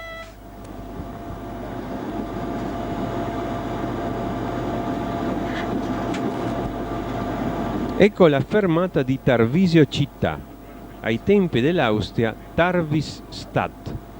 In corrispondenza del fabbricato viaggiatori in stile austriaco, la pendenza si attenua per un breve tratto al 4 per 1000 e poi riprende al 18 per 1000.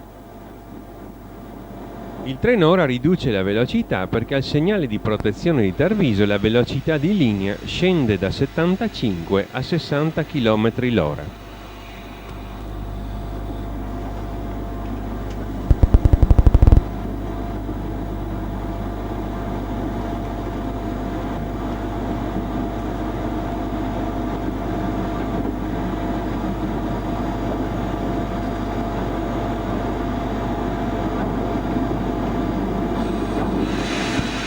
Ed ecco le tavole di orientamento e poi il segnale di protezione di Tarvisio centrale. Luce gialla, via libera con avviso di via impedita. Il treno entra così a Tarvisio centrale. Manca qui un segnale di avviso dell'abbassamento pantografi per via del cambio di tensione con le ferrovie austriache. Siamo arrivati alla fine del tratto nuovo costruito dall'Austria tra Pontebba e Tarvisio della linea Pontebana, e qui vi era la linea rudolfiana che proveniva da Lubiana dalla destra. Possiamo vedere il raccordo triangolare con l'antica linea rudolfiana che si allontana verso destra. Il treno entra così in stazione di Tarvisio Centrale mentre vengono abbassati i pantografi. Si procede ora per inerzia fino alla fine dell'itinerario di arrivo.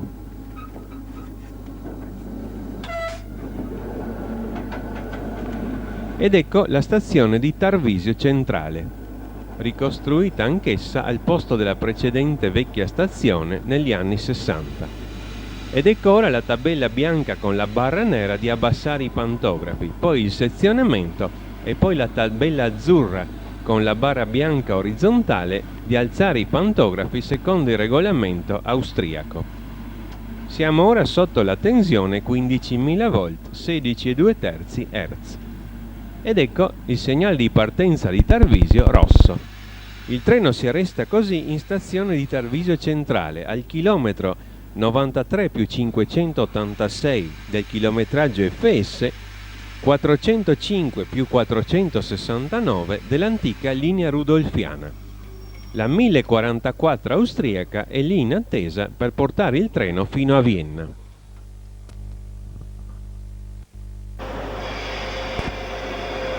Ed ecco ora la manovra per il cambio della locomotiva, il lancio.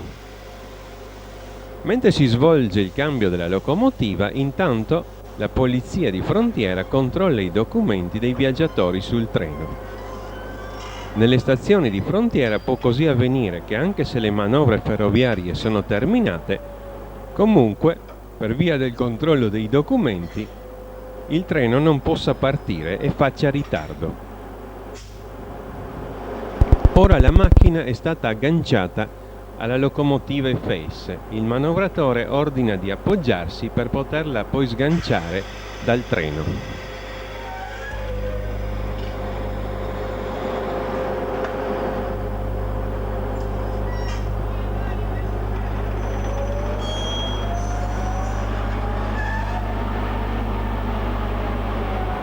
Lo sgancio è stato effettuato ed ora la locomotiva austriaca porta via la locomotiva FS.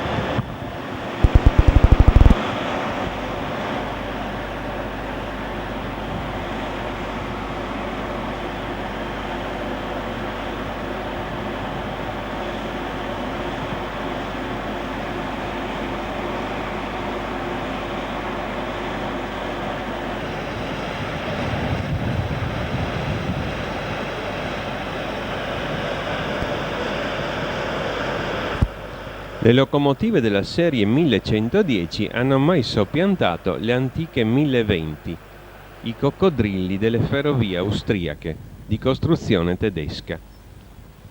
Ed ecco la 1044 che si avvia ora al binario libero con la macchina FS.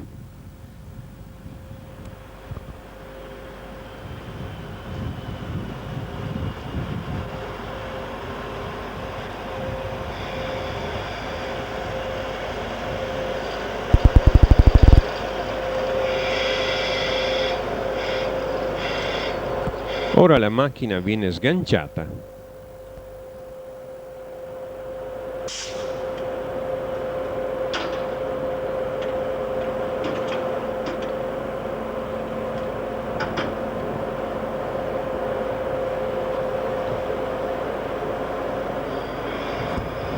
Ed ora si fa il lancio. La locomotiva austriaca prende una breve rincorsa e poi si ferma, mentre l'altra macchina ritorna per inerzia sotto la tensione dei 3000 volt corrente continua.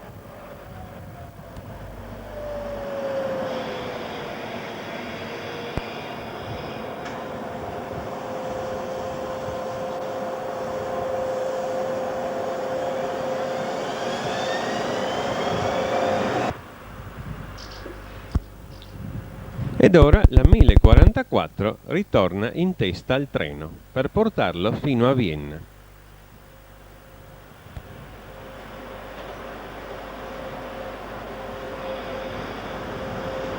Il macchinista austriaco viaggia da Tarvisio fino a Vienna ad agente unico.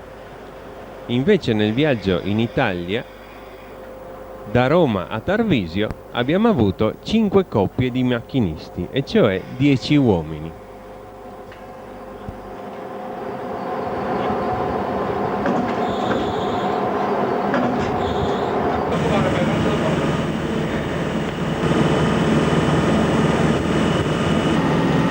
Ecco il posto di guida della 1044. Il macchinista riceve le prescrizioni tramite un libretto che viene pubblicato ogni 15 giorni e non come in Italia tramite le prescrizioni consegnate treno per treno. Vediamo il pulsante dell'indusi, il regolatore della velocità e la leva della corrente e il libretto delle prescrizioni e l'orario.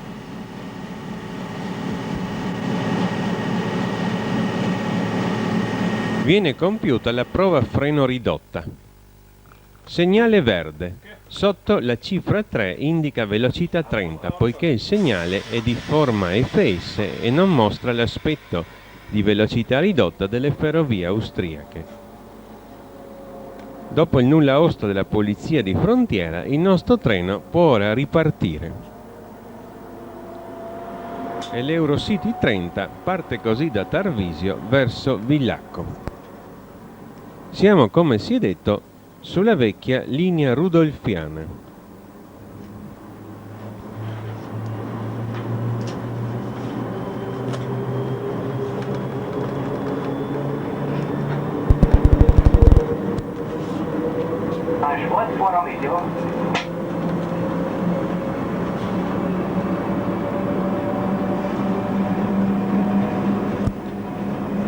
Già in stazione di Tarvisio inizia la pendenza al 20 per 1000 in discesa. La linea rudolfiana, come si ricorda, collegava Lubiana con Tarvisio, Villacco, San Michael, Selstadt e Amstetten sulla linea Vienna-Linz-Salisburgo.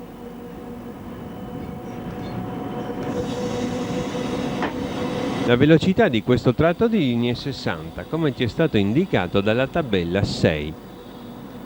Si entra ora nella galleria del Grosser Goggauer, lunga 517 metri, la più lunga galleria della vecchia ferrovia rudolfiana. Il nome è stato poi cambiato in italiano in Coccau Grande.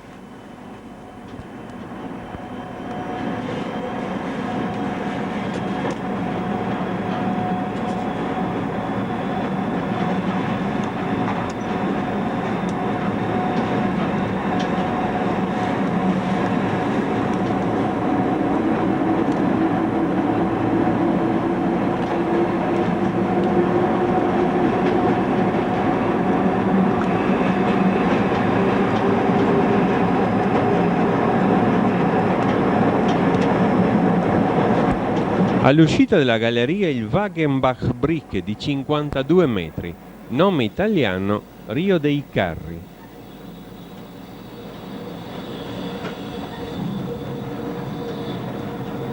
E poi la galleria del Kleiner Goggauer di 140 metri, nome italiano Coccau Piccola.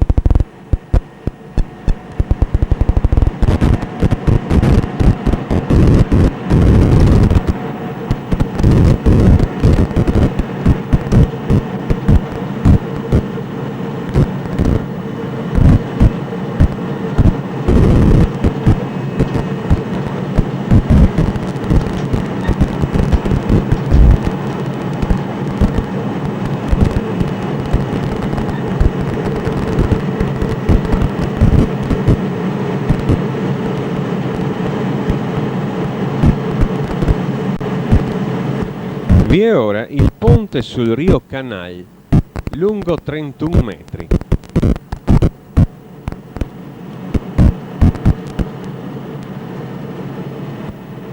Tra poco avremo una deviazione della linea. La linea è stata deviata per i lavori di costruzione della nuova linea Pontebana.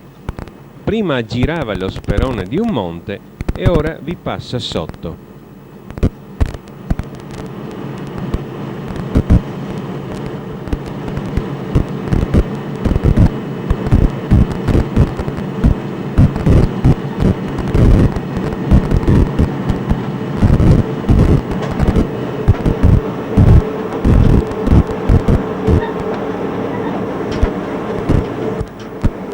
Ed ecco ora le tavole di orientamento 321 del segnale d'avviso di TERL. Procedendo dritti la linea andava sul vecchio percorso. Ora inizia la nuova deviazione. Ed ecco il segnale d'avviso di TERL con le due luci verdi inclinate che avvisa via libera. E poi vi è la galleria di Coccau nuova di metri 130.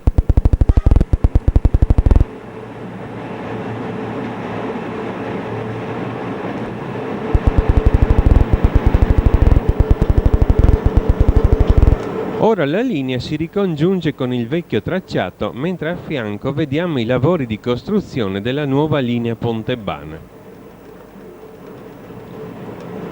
Poi vi è una tabella triangolare 3 che ci avvisa un rallentamento a 30 km l'ora, mentre il segnale di protezione di TERL, che un tempo era a destra del binario come da regolamento, è stato spostato a sinistra. Vediamo le tre tavole di orientamento bianca, rossa, bianca e il segnale a sinistra, verde con due verdi, via libera, avviso di via libera. A destra una freccia rossa a livello del binario indica che il segnale è stato messo a sinistra.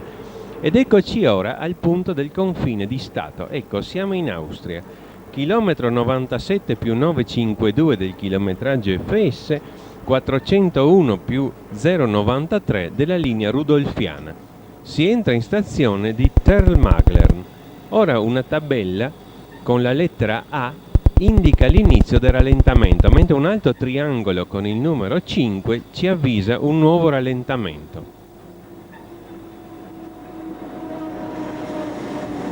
Ed ecco l'inizio del rallentamento con la lettera A, posto a destra del binario.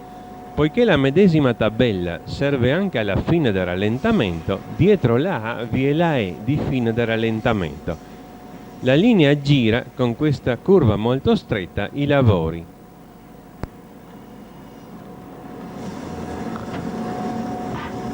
Siamo nel piazzale della stazione di Terl-Maglern e ora vi è la fine di questo rallentamento indicato dalla lettera E, e poiché la E si trova dietro la A, la tabella è a sinistra invece che a destra.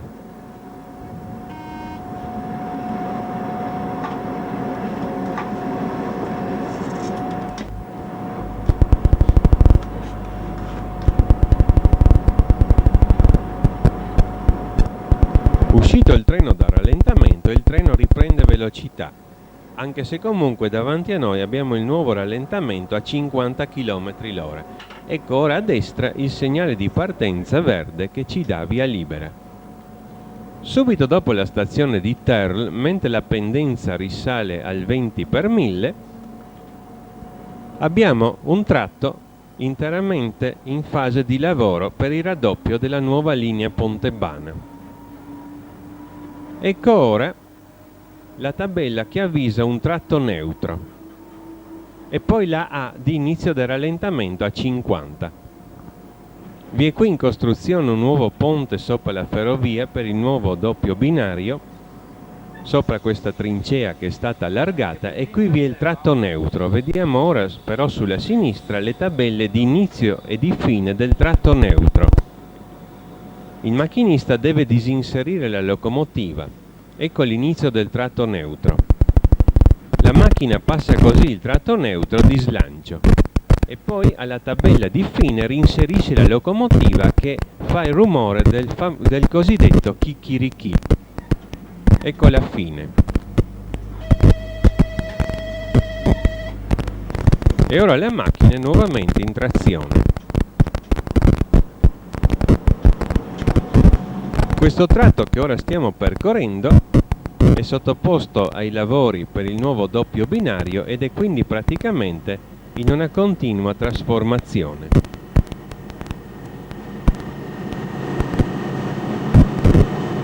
Le immagini che vediamo sono perciò provvisorie e si riferiscono alla situazione del momento.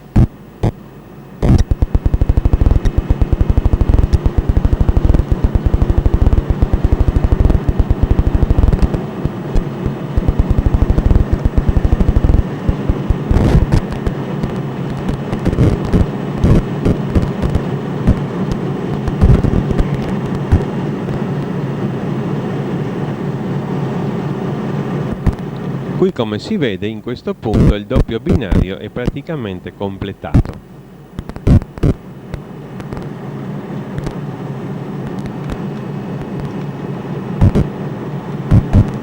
Ecco ora l'avviso di un rallentamento a 30.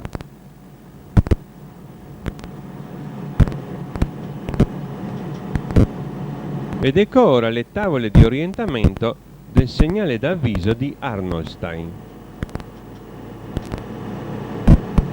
Il segnale mostra giallo e 2 verdi a triangolo, avviso di velocità 60. Come il treno passa il segnale, il magnete indusi fa suonare l'allarme che il macchinista deve tacitare entro 4 secondi, pena l'arresto immediato del treno. Ed ecco ora la fine del rallentamento a 50, la E a sinistra e la A a destra di inizio del rallentamento a 30. Vi è qui questo scambio. Questo scambio ovviamente è provvisorio, si riferisce unicamente ai lavori ed è normalmente bloccato. Per i treni è quindi come se fosse piena linea.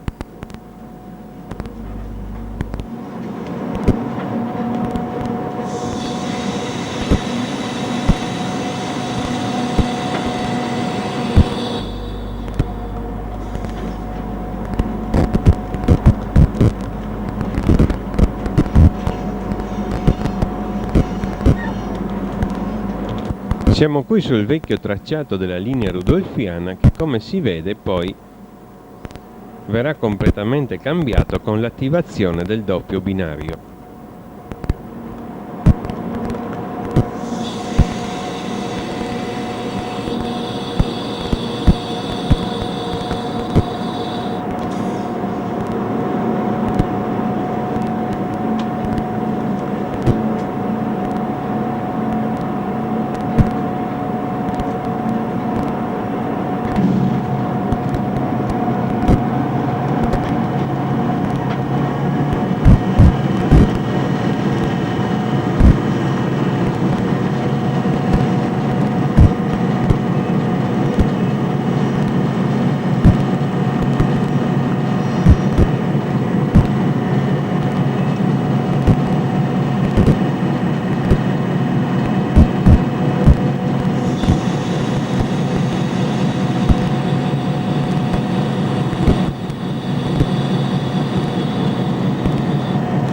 Siamo ora quasi alla fine di questo rallentamento.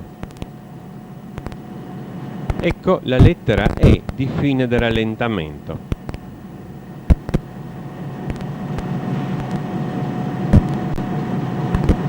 Ed ora il treno passa il ponte sul fiume Gailitz, in italiano Slizza, che proviene dal lago di Raibl presso Cave del Predil.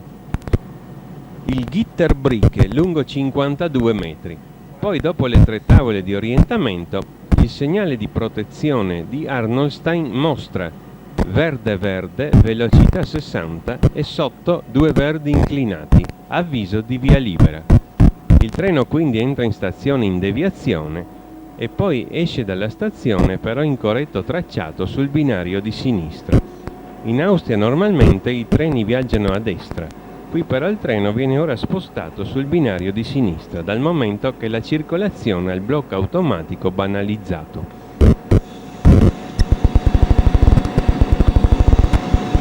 Ecco ora la deviata 60. Come si può vedere, il binario di corsa, che noi ora abbandoniamo, è occupato dal treno merci 45009 Villacco Sud Pontebba, in attesa della via libera.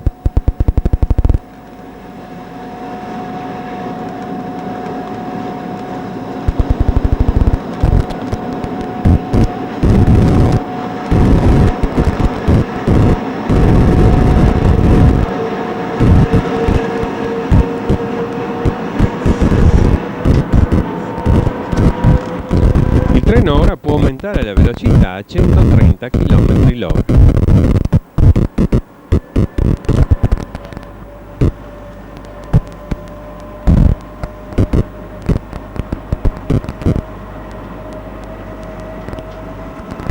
Ed ecco il segnale di partenza verde via libera.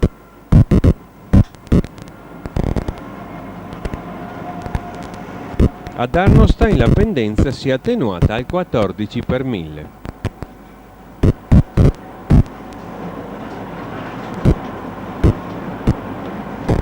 Questo strato di linea è stato raddoppiato alla fine degli anni 80. Prima la linea era tutta a semplice binario fino a Villacco. In alto la tabella 13 ci ha indicato la velocità di 130.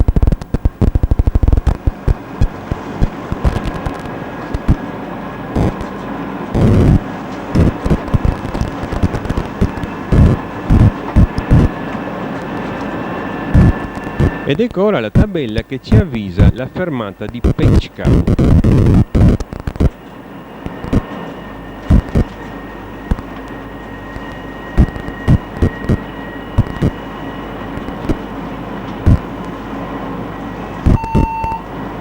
Il treno transita ora per la fermata di Pecchkau.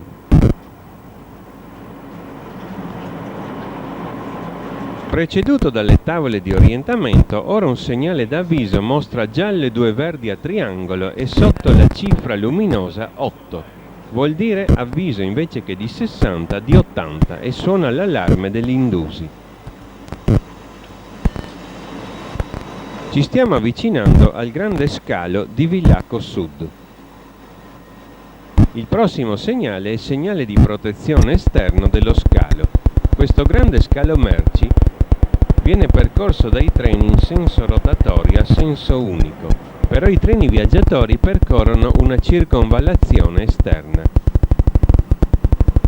Noi ora, tramite una deviata, ritorniamo dal binario di sinistra al binario di destra. Il segnale di protezione esterno dello scalo di Villacco Sud mostra 2 verdi con la cifra luminosa 8, velocità 80.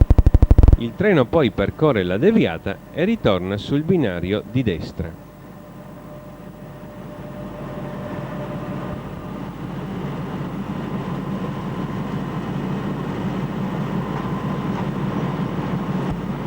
Ecco il segnale. Siamo ora al gruppo di scambi Villacco Sud West. Subito dopo vi è la fermata di Neuhaus an der Gail e poi sentiamo una chiamata via radio fra la stazione e il macchinista. Servus, du EC 31 ist da. Haben Sie dir schon gesagt, dass wir den Einfahrsignal beim Vorsignal das 100 aufgezeichnet hat, aber der Indusi-Magnet scharf ist? Siamo qui al triangolo lato ovest dello scalo di Villacco Sud. Ora la tabella 10 ci avvisa la velocità 100, mentre un segnale d'avviso ci avvisa via libera. Ci avviciniamo al gruppo di scambi di Firnitz dello scalo di Villacco Sud. Il segnale che protegge questi scambi ci dà ora via libera con avviso di via libera. Dopo il gruppo di scambi di Firnitz, ecco ora la fermata di Firnitz. Siamo qui sulla circonvallazione esterna dello scalo di Villacco Sud. E poi vi è il segnale verde che ci dà via libera sul gruppo di scambi di Villacco Sud Est.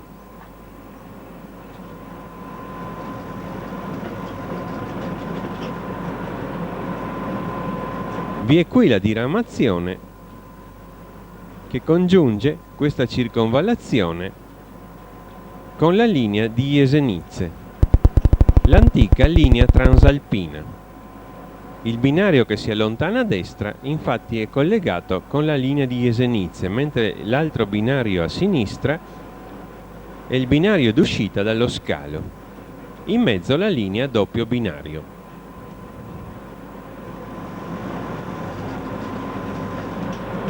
Ci stiamo ora avvicinando alla località dove un tempo sorgeva la fermata di Milnern.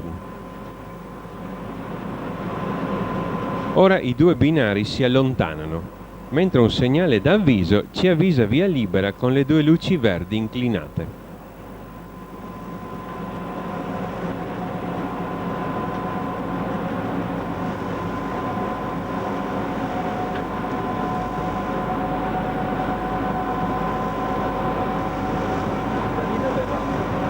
Ed ecco ora il grande ponte sul fiume Gail, lungo 104 metri.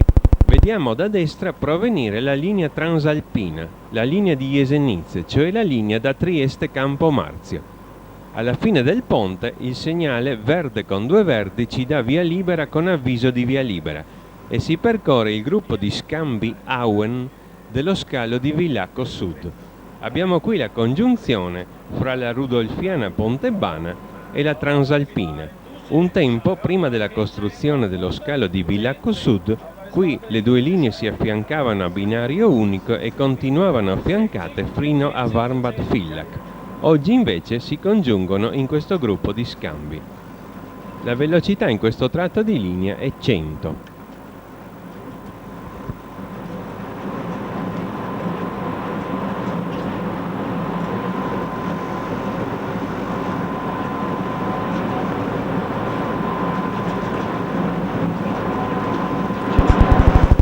Ora un segnale verde ci dà via libera sul gruppo di scambi Warmbad, l'ultimo gruppo di scambi telecomandato dallo scalo di Villacco Sud. Qui un tempo vi era la stazione di Warmbad Villach, che oggi è diventata una semplice fermata impresenziata.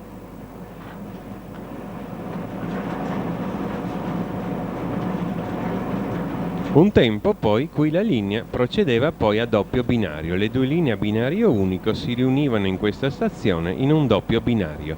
Oggi abbiamo 3 binari, il binario più a sinistra è riservato alle locomotive isolate che percorrono il percorso tra il deposito e lo scalo e con un avviso di via libera, 2 luci verdi inclinate, l'avviso della stazione di Villacco Ovest.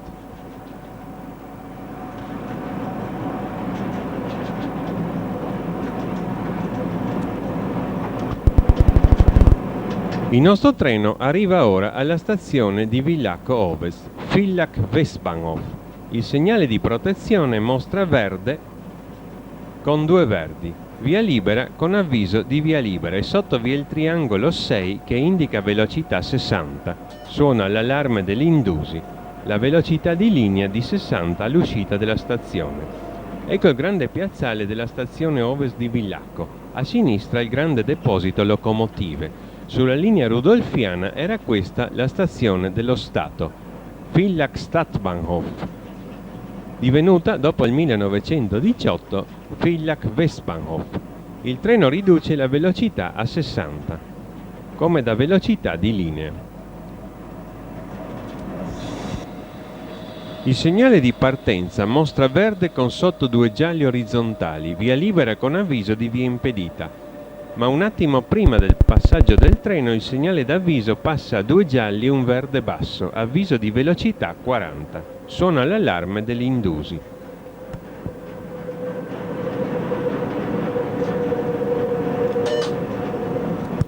Ed ora a 60 km/h si esce da Villacco Ovest.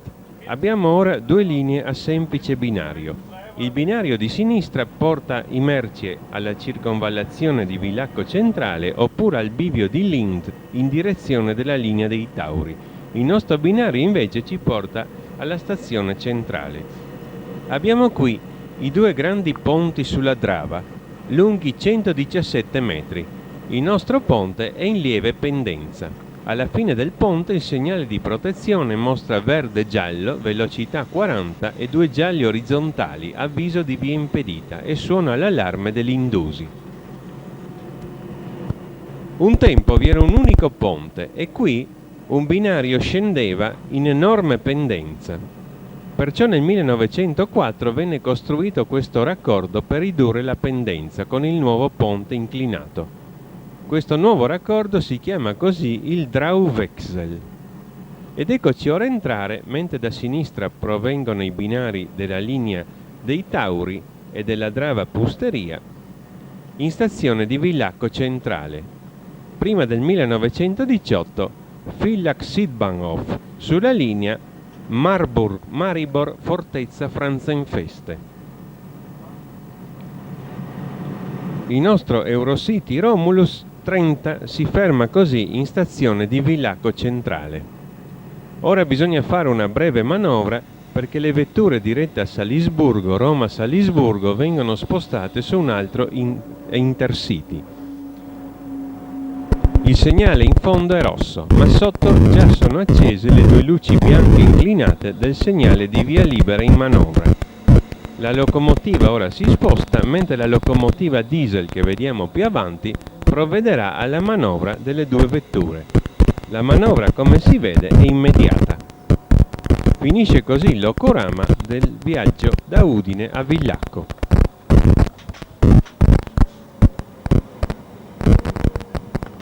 La stazione di Villacco Centrale si trova alla progressiva 164,3 dell'antica linea Maribor-Fortezza. La stazione dispone di 3 cabine degli apparati centrali. Questa è la cabina numero 2, lo Stellwerk 2. Queste cabine sono direttamente sotto il controllo del dirigente movimento che si trova nel grande fabbricato viaggiatori. Ecco il posto di controllo centrale dei dirigenti movimento, ereditato dalla vecchia compagnia Sydbahn. Su di esso, infatti, vi sono ancora delle indicazioni risalenti a quell'epoca, come il collegamento con la stazione Ovest di Villacco, indicato sull'apparato ancora come stazione dello Stato, Villach Stadtbahnhof.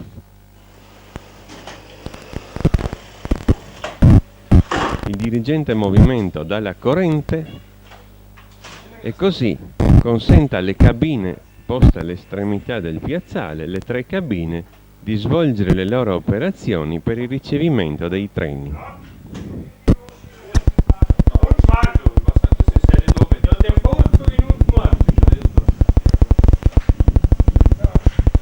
La manovra infatti degli itinerari, che viene comandata dalle cabine, può essere consentita soltanto dall'autorizzazione del dirigente movimento nel posto centrale. Non deve stupire che in questa stazione vi sia ancora questo vecchio apparato. Infatti le grandi stazioni, come ad esempio in Italia Roma Termini, sono dotate di apparati molto vecchi, e questo per l'obiettiva difficoltà di poter montare un nuovissimo apparato in presenza di un'intensa circolazione di treni. Meno vi sono treni sulla linea e più facile è montare i nuovi apparati.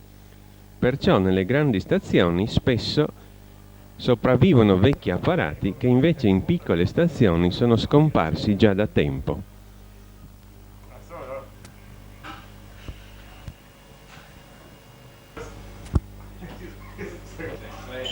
Comunque in appoggio al vecchio apparato vi è anche un moderno quadro che indica l'occupazione dei binari. Vediamo qui la linea da Klagenfurt, la linea da St. Veit an der Glan, la vecchia linea del Principe Rodolfo e poi il piazzale di Villacco Centrale. E poi dall'altro lato la linea che si dirige verso Spitalmistetersee, la linea dei Tauri, e la linea che si dirige verso la stazione Ovest, cioè la Pontebana e la Transalpina.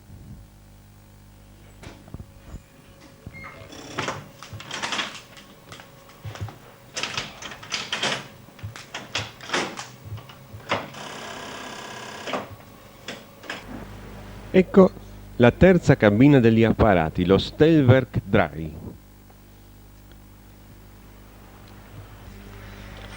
Lo Stellwerkmeister, cioè il deviatore, comanda gli itinerari di arrivo e partenza lato Spitalmistetersee e lato Villach Westbahnhof su autorizzazione del dirigente movimento del posto centrale.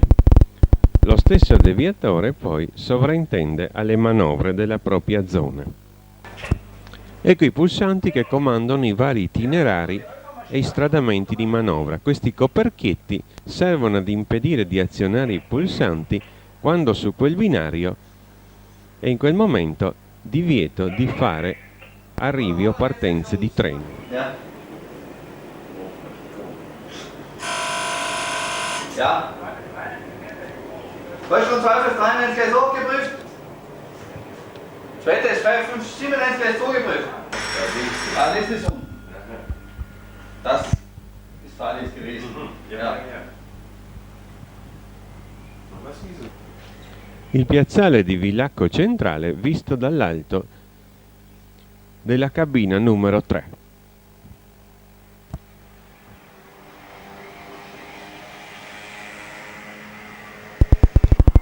Bis 6 Uhr morgens.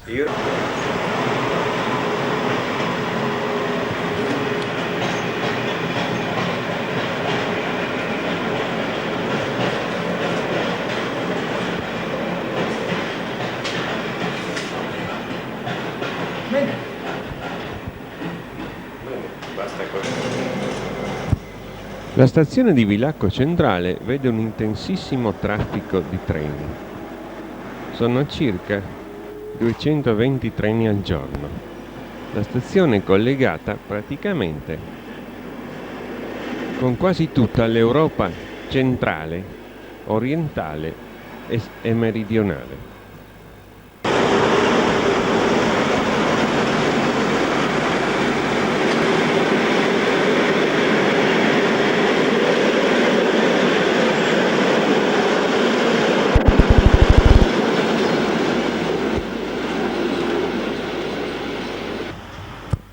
Oltre agli arrivi e le partenze abbiamo anche una serie notevole di operazioni di manovra, perché molti treni fanno qua il capolinea. Ecco la serie 1063, la più moderna locomotiva elettrica di manovra delle ferrovie austriache, una specie di piccolo coccodrillo. Nella politica di scambio esistente fra le ferrovie austriache e le ferrovie tedesche, Villacco viene così raggiunta anche da mezzi motori delle ferrovie tedesche. Vediamo qui, infatti, con il nuovo logo delle Deutsche Bahn, cioè della nuova ferrovia tedesca, una locomotiva della serie 110, alla testa di un treno di vetture letto con trasporto automobili. Un treno che raggiunge l'Olanda. Ed ora una doppia partenza quasi contemporanea. Prima parte il treno diretto per Arnolstein e poi il treno di vetture letti verso la linea dei Tauri e l'Olanda con la locomotiva tedesca.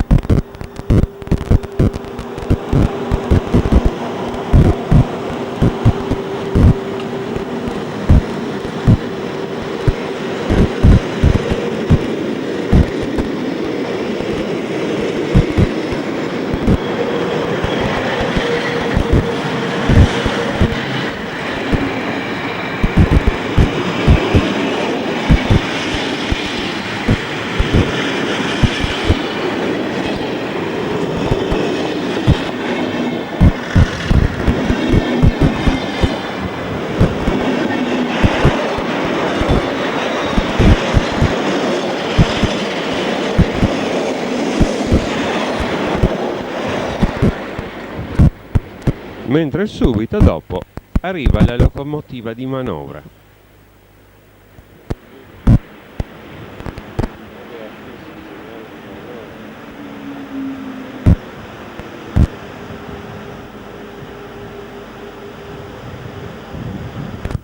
Questa ora attende che l'itinerario di partenza del treno letti sia libero, in modo poi da avere la via libera del segnale di manovra per proseguire la manovra.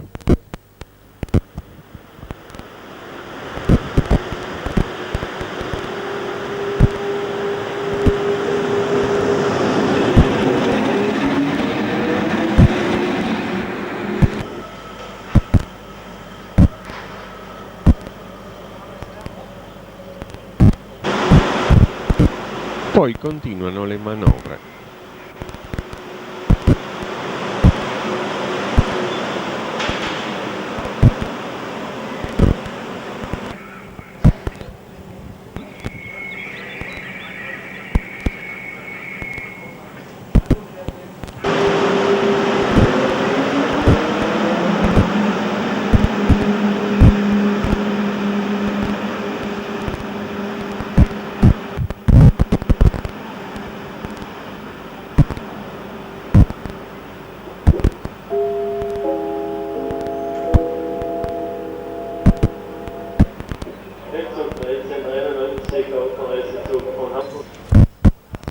Anche mezzi sloveni raggiungono Villacco. Ecco qui l'automotrice 711 delle ferrovie slovene che ha effettuato l'Intercity Triglav-Ljubljana-Villacco.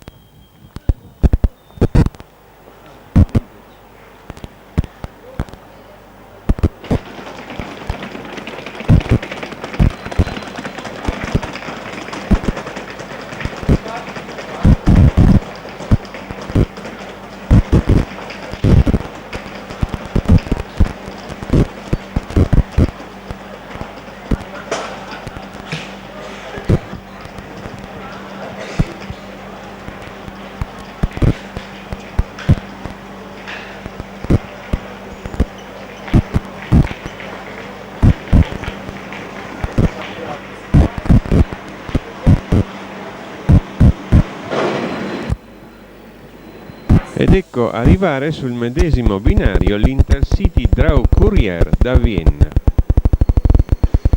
Alle volte il traffico è tale, infatti, che bisogna fare arrivi di due treni diversi sul medesimo binario. Questo è regolarmente indicato nell'orario di servizio al macchinista, che è così avvisato che il treno arriverà in un binario ingombro.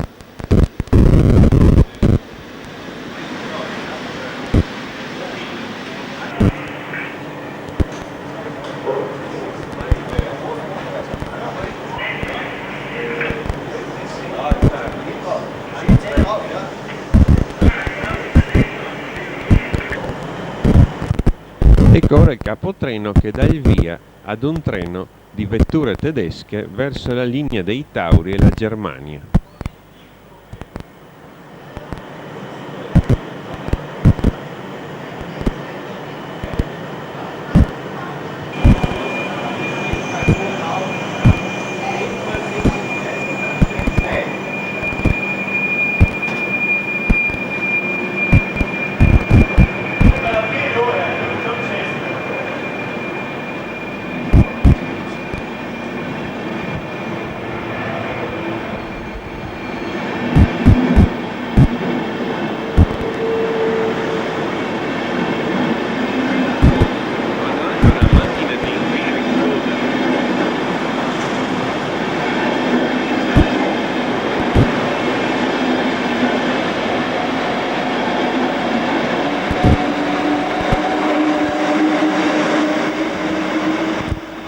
Questa macchina in coda non è una spinta, ma una macchina che va a fare un servizio per evitare la locomotiva isolata.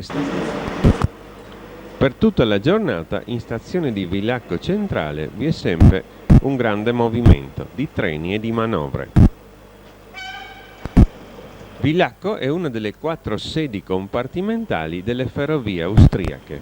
Le altre 3 sono Vienna, Linz e Innsbruck.